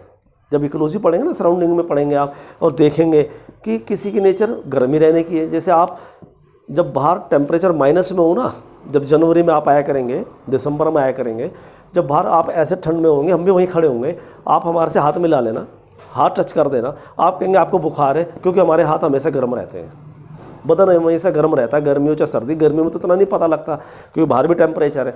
सर्दियों में देखते जो हमसे हाथ मिला लेता है ना, तो वो एकदम कहता भाई आपको तो बुखार है। हमने बुखार नहीं है, दिस इज़ हॉट पर्सनैलिटी, और इसे ब्लैक बाइल कहते हैं। 12th में हम पढ़ाएंगे व्हाट इज़ ब्लैक बाइल। तो आपको अब कोई हमारे डॉक्टर ऐसे करे कहेगा आपके बुखार है, फिर तो हमें भाई 24 आवर बुखार है, 365 के 365 दिन बुखार है। गर्म होना बुखार नहीं होता ना, टेम्परेचर में आना चाहिए। ये विलियम हार्वे ने कहा, विलियम हार्वे ने ही ये थर्मामीटर का कॉन्सेप्ट दिया। ये सब 12th में करेंगे हम डिस्कस।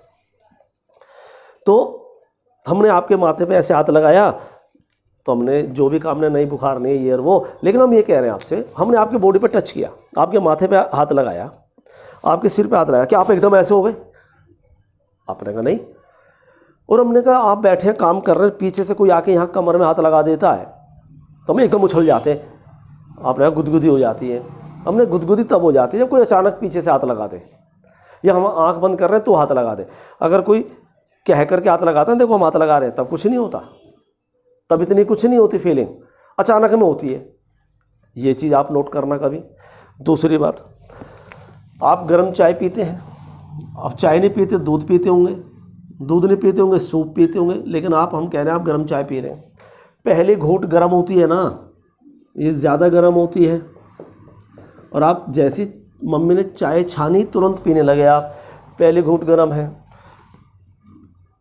एक घूंट पी, दो घूंट पी, जब लास्ट की घूंट बची है वो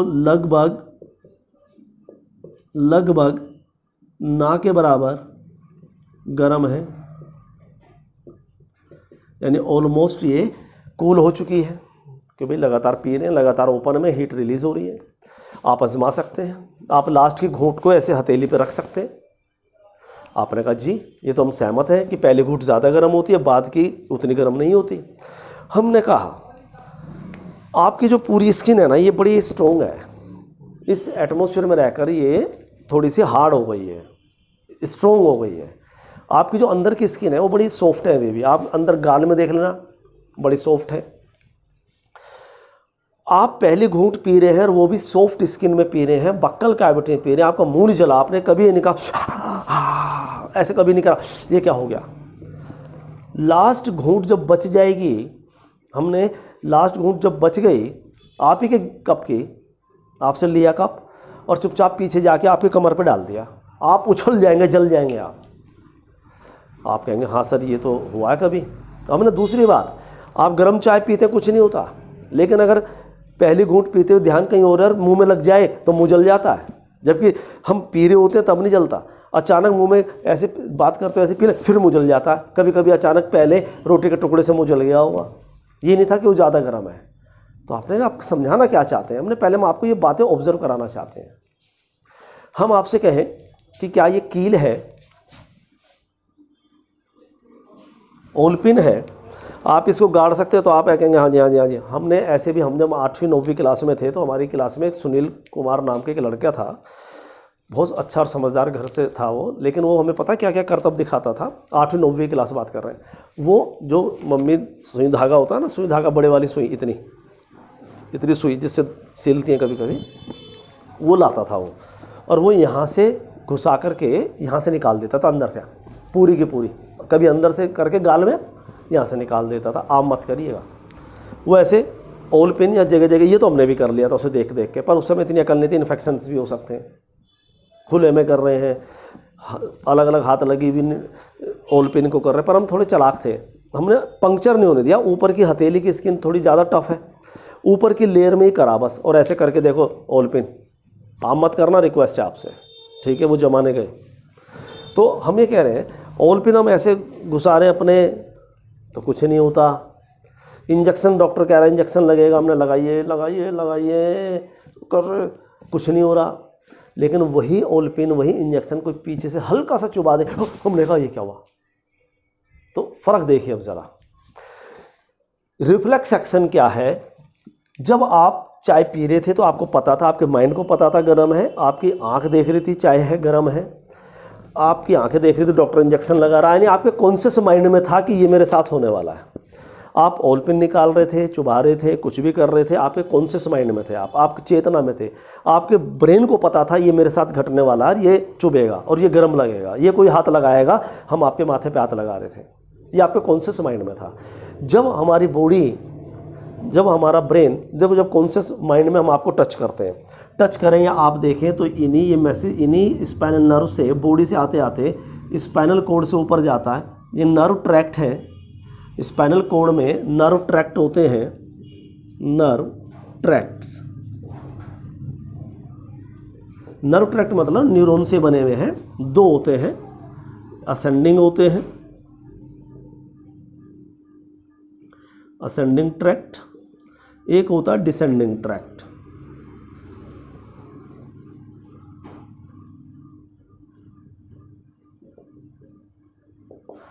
तो जैसे इम्पल्स आई, असेंडिंग ट्रैक्ट से मैसेज ऊपर गया सेंसरी एरिया में, भाई ऐसे ऐसे हो रहा है, भाई कोई टच कर रहा है, कोई हम गर्म चाय पी रहे हैं, तो हमारे ब्रेन को पता थी, ठीक है। लेकिन जब कोई अचानक पीछे गर्म चीज़ लगा दे, ओल पिन चुबा दे, हाथ लगा दे, तब भी मैसेज गया, देखो स्पाइनल कॉर्ड से ऊपर गया, एसोसिएशन के हेल्प से डिस्कस हुआ, मोटर एरिया से मैसेज आएगा, डिसेंडिंग ट्रैक्ट से नीचे आएगा, स्पाइनल नर्व से ऑर्गन में जाएगा और फिर एक्शन होगा। हम कहेंगे हटा भाई ऐसे, पर ऐसा होता नहीं है ना। तो नॉर्मली जब कॉन्शियस माइंड में हम होते हैं, जब कोई चीज़ हमारे कॉन्शियस माइंड में होता है, हमें पता होता है ये होने वाला है या हो रहा है, तो वो मैसेज ब्रेन में जाता है, ब्रेन ही डिस्कस करता है, ब्रेन ही ये डिसीजन लेता है हमें करना क्या है। जैसे आप हमारे छोटे बच्चे हैं, आप हमारे ओलपिन चुबा रहे हैं, हम कुछ नहीं कहेंगे, हम देख रहे हैं ओलपिन चुभ रही है, हमें दर्द भी हो रहा है, एक लिमिट तक दर्द भी हो रहा है, जब दर्द होगा हाथ उठा लेंगे, हम कहेंगे भाई ऐसे मत कर। लेकिन जब कोई अनजान आदमी ओलपिन चुबा रहा है, हम ट्रेन में जाते हैं, ओलपिन चुबा रहा है और वो जान के चुबाने लगा, हम उसके एक मार देंगे ना, तो ब्रेन डिसीजन ले रहा है किसको माफ़ करना है, किसको सज़ा देनी है, ठीक है, ब्रेन डिसीजन ले रहा है। लेकिन अगर कोई इंसान, चाहे आप घर के चाहे बाहर का कोई, पीछे से, हमारे कॉन्शियस माइंड में नहीं कि आप पीछे बैठे हैं, हमें पता ही नहीं कि आप टच करने वाले हैं, हमें पता ही नहीं कि आप गर्म चीज़ फेंकने वाले हैं, हमें पता ही नहीं कि आप ओलपिन या सुई चुबाने वाले हैं, अचानक पीछे से आप सुई चुबाते हैं, तब क्या होता है? तो जब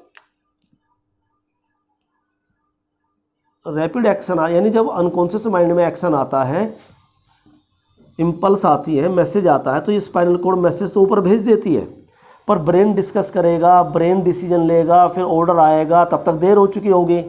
तो स्पाइनल कॉर्ड खुद ही मैसेज भेज देती है, यानी कि इमरजेंसी के केस में स्पाइनल कॉर्ड खुद ही प्रोसेसिंग करके सूटेबल डिसीजन ले लेती है। नॉर्मली डिसीजन कौन लेता है? ब्रेन लेता है। क्या एक्शन होगा वो ब्रेन लेगा, क्या करना है, बॉडी को बचाना है, आगे करना है, जो भी करना है ब्रेन लेगा। लेकिन इमरजेंसी सिचुएशन में डिसीजन कौन ले लेता है? वो स्पाइनल कॉर्ड ले लेती है। तो जो स्पाइनल कॉर्ड डिसीजन लेती है वो हमें नहीं पता होती। करंट लगा, एकदम हाथ हट गया, हटने के बाद पता लगी यार मेरा तो हाथ हट गया। क्यों पता लगी? क्योंकि स्पाइनल कॉर्ड ने ब्रेन में तो मैसेज भेजना शुरू कर दिया था, डिसीजन अपने आप ले ली, डिसीजन ने हाथ हटवा दिया। लेकिन जब हाथ हटा तब तक ब्रेन को भी पता लग गई, ब्रेन में मैसेज चला गया, तो ब्रेन को पता लग गई मेरा हाथ हट गया। जब सुई चुभी तो एकदम बदन हट गया, लेकिन हटते ही पता लगा सुई चुभी है, क्योंकि अब ब्रेन को ही पता है सुई चुभी है। पर इमरजेंसी सिचुएशन में डिसीजन कौन ले लेता है? वो स्पाइनल कॉर्ड ले लेती है। तो ये हमारे सेंस में नहीं होता, ये हमारी इच्छा से नहीं होता। तो the sudden action, involuntary action taken by the spinal cord is called reflex action. Reflex action भी बॉडी से लिया हुआ एक्शन है। Reflex action is the involuntary action, rapid action, sudden action taken by the spinal cord in emergency situation is called reflex action. समझ में आ गई बात? आपने कहा थोड़ी थोड़ी आ गई, हमने अभी लिखेंगे, हमने अब ध्यान से सुनिए। ये स्पाइनल कॉर्ड है, ठीक है, ध्यान सुनना, ये स्पाइनल कॉर्ड है। 31 पेयर है, 1 pair, 2 pair, 3 pair, 4 pair, 31 pair है स्पाइनल नर्व्स के।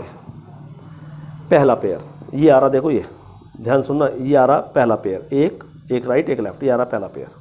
ये स्पाइनल कॉर्ड है, कॉर्ड। ये स्पाइनल नर्व जब स्पाइनल कॉर्ड के करीब आती है तो ये 2 में डिवाइड हो जाती है। ईच स्पाइनल नर्व, लेफ्ट और चाहे राइट, पहला पेयर चाहे दूसरा पेयर चाहे तीसरा चाहे 31, हर स्पाइनल नर्व स्पाइनल कॉर्ड के करीब आती है तो वो डिवाइड हो जाती है, 2 ब्रांच बन जाती है उसकी, 2 डिवीज़न हो गया, 2 पीस बन गए, बाइफर्केट हो गई, 2 ब्रांच बन गई। इन्हें हम रूट कहते हैं। These are called root. आपने रूट तो पेड़ों में होती है, हमने यहाँ भी होती है। रूट का मतलब ब्रांच ही होता है। स्पाइनल नर्व थी, अब जब यहाँ ऑफलाइन होती थी तो हम एक बच्चे से पकड़वा लेते थे स्पाइनल कॉर्ड और अपने हाथों से ऐसे दिखाते थे, पर अब आज नहीं है, अब शुरू हो रही है बस क्लास, फिर करेंगे। तो हम इसी हाथ से पकड़ लेते हैं, एक दिखा देते हैं। ये स्पाइनल नर्व आ रही है और ये 2 ब्रांच हो गई। अब आप जानते हैं ये हमारी बॉडी में स्पाइनल कॉर्ड, हम अपनी बॉडी की निकाल लाए। तो भाई सामने वाला वेंट्रल सरफेस हुआ ना, ये वेंट्रल सरफेस है, ये वाला डोर्सल सरफेस है स्पाइनल कॉर्ड का। ये पीछे वाला बोर्ड की तरफ वाला डोर्सल सरफेस है, सामने वाला वेंट्रल सरफेस है। 2 ब्रांच हुई स्पाइनल नर्व, 2 रूट हो गई। एक रूट जाके जुड़ गई वेंट्रल सरफेस से, एक जुड़ गई डोर्सल सरफेस से। ये देखो, जो रूट जो ब्रांच वेंट्रल सरफेस से जुड़ी, वेंट्रल से वो क्या कहलाई? वो डोर्सल वेंट्रल रूट कहलाई। वेंट्रल रूट जो वेंट्रल सरफेस से जुड़ी जा करके, जो डोर्सल से जुड़ी जा करके वो डोर्सल रूट कहलाई। अब हम आपको ऐसे दिखा रहे हैं, ये डायग्राम अब हम आपको ऐसे दिखाएंगे। देखो इधर समझ लीजिए, ये वेंट्रल है, सेक्शन काटेंगे ऐसे सेक्शन काटेंगे, यहाँ से आपको दिखाएंगे, ये दिखाएंगे, ये दिखाएंगे, ये दिखाएंगे। तो ये वेंट्रल रूट हुई ना ऊपर वाली, देखो यहाँ से दिखाएंगे तो ये वेंट्रल रूट है, ये डोर्सल रूट है। तो ये ऊपर वाली कौन सी रूट हुई, ये वेंट्रल रूट हुई, ओ सॉरी डोर्सल। ये वाली कौन सी हुई, आपने कहा ये हुई वेंट्रल रूट, हमने राइट। तो हमने अब बनाते हैं जरा, पहले एक लाइन लिख लेंगे फिर बनाएंगे।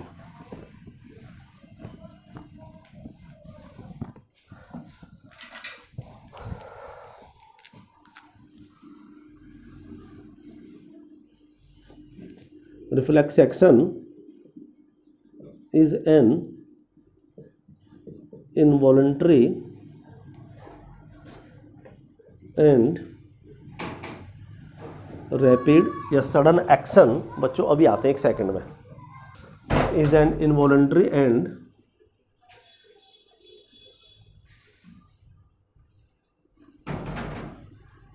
rapid action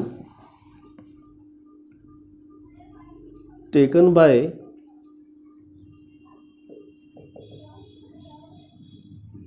spinal cord, taken by spinal cord.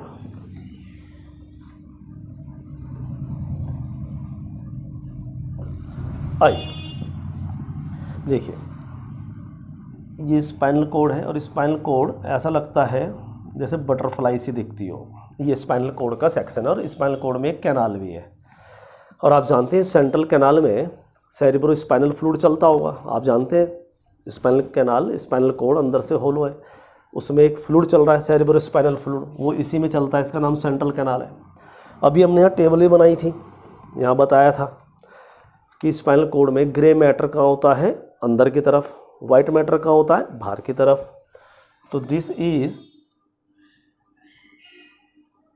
Grey matter, ये this is the grey matter.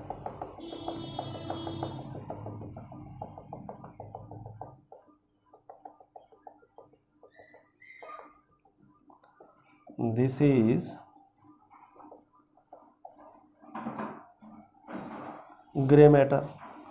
ये डोर्सल सरफेस है, डोर्सल साइड। आपको एकदम दिखाया हमने कहाँ से लिया है, ऐसे समझाया तो डोर्सल हो गया। ये वेंट्रल साइड हो गई,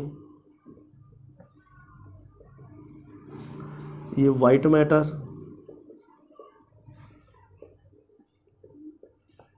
ब्रैकेट में लिख देते हैं आउटसाइड, ये ग्रे मैटर, ये हो गया इनसाइड, राइट। ये हो गई स्पाइनल नर्व, ऐसे यहाँ भी होगी स्पाइनल नर्व, स्पाइनल नर्व। दो इसकी ब्रांच हो गई, आपने कहा यस, दो रूट हो गई, हमने ये हो गई। और इन रूट को क्या बोलते हैं, आपने कहा इन रूट को बोलते हैं डोर्सल एंड वेंट्रल रूट, हमने जी, ये हो गया। इतनी लेबलिंग कर देते हैं। सेंट्रल कैनाल हो गई, इधर भी होगी, एक ही तरफ का दिखा देते हैं।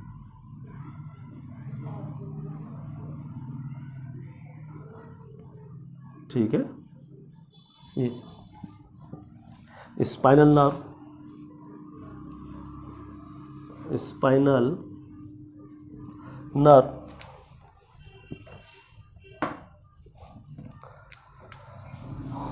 ये क्या है, this is dorsal root, this is ventral root. देखते रहना बस। ये एक चेयर है या कोई ईंट का चबूतरा बना हुआ है, घर के आगे पेड़ी बनी रहती है। यहाँ एक आदमी लेटा है, हम उसका बस पैर वाला पोर्शन दिखा रहे हैं। एक आदमी लेटा है यहाँ पर, ये इसका घुटना है, ये।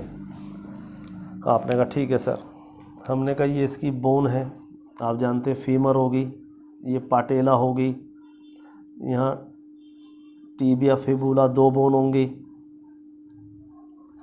आपने कहा जी ये फीमर होगी भाई, ये इसके अंदर मसल्स होंगी, मसल्स हैं ये, दीज आर मसल्स।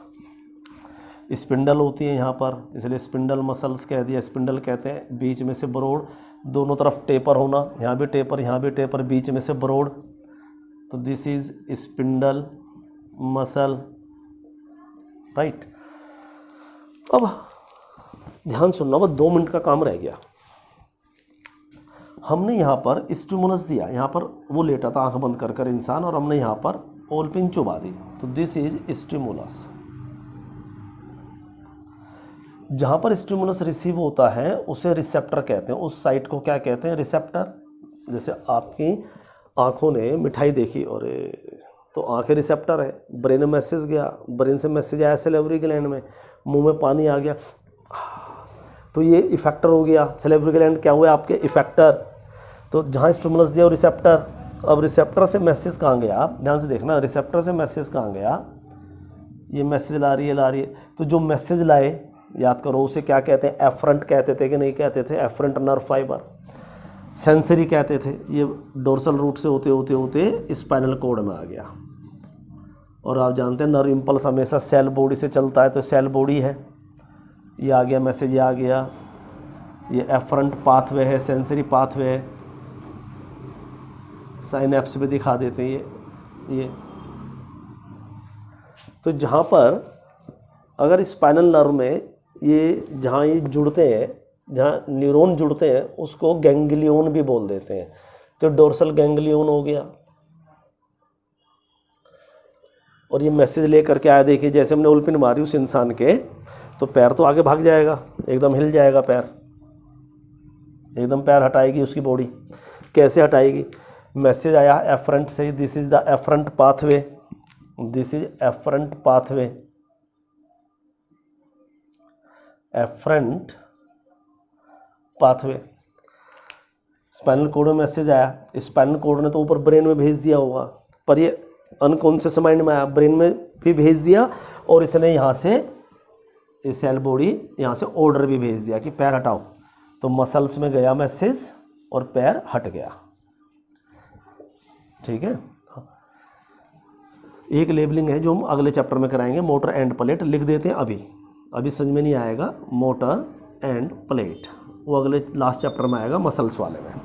ध्यान से देखिए, हमने स्टिमुलस दिया, उसे बिना बताए पैर में उल्पिन मार दी, ठीक है, कोई गर्म चीज़ लगा दी, एफरंट से मैसेज आया स्पाइनल कॉर्ड में, स्पाइनल कॉर्ड ने असेंडिंग ट्रैक्ट से ब्रेन में ही भेजा, लेकिन खुद ही डिसीजन ले ली कि यार ज़्यादा नुकसान ना हो जाए, और इफरंट पाथवे से खुद ही मैसेज भेज दिया, दिस इज इफरंट पाथवे, जो मैसेज लेकर जाए, इफरंट पाथवे, और बॉडी ने एक्शन लिया और पैर हट गया वहाँ से, ये रिफ्लेक्स एक्शन था।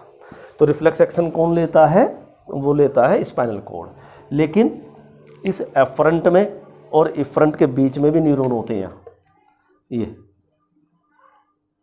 इन्हें कहते हैं इंटर न्यूरॉन। इंटर मतलब दो के बीच में न्यूरॉन, तो these are called interneuron. तो इंटर न्यूरॉन मतलब जो एफरंट और इफरंट के बीच में हो, they are called inter neuron.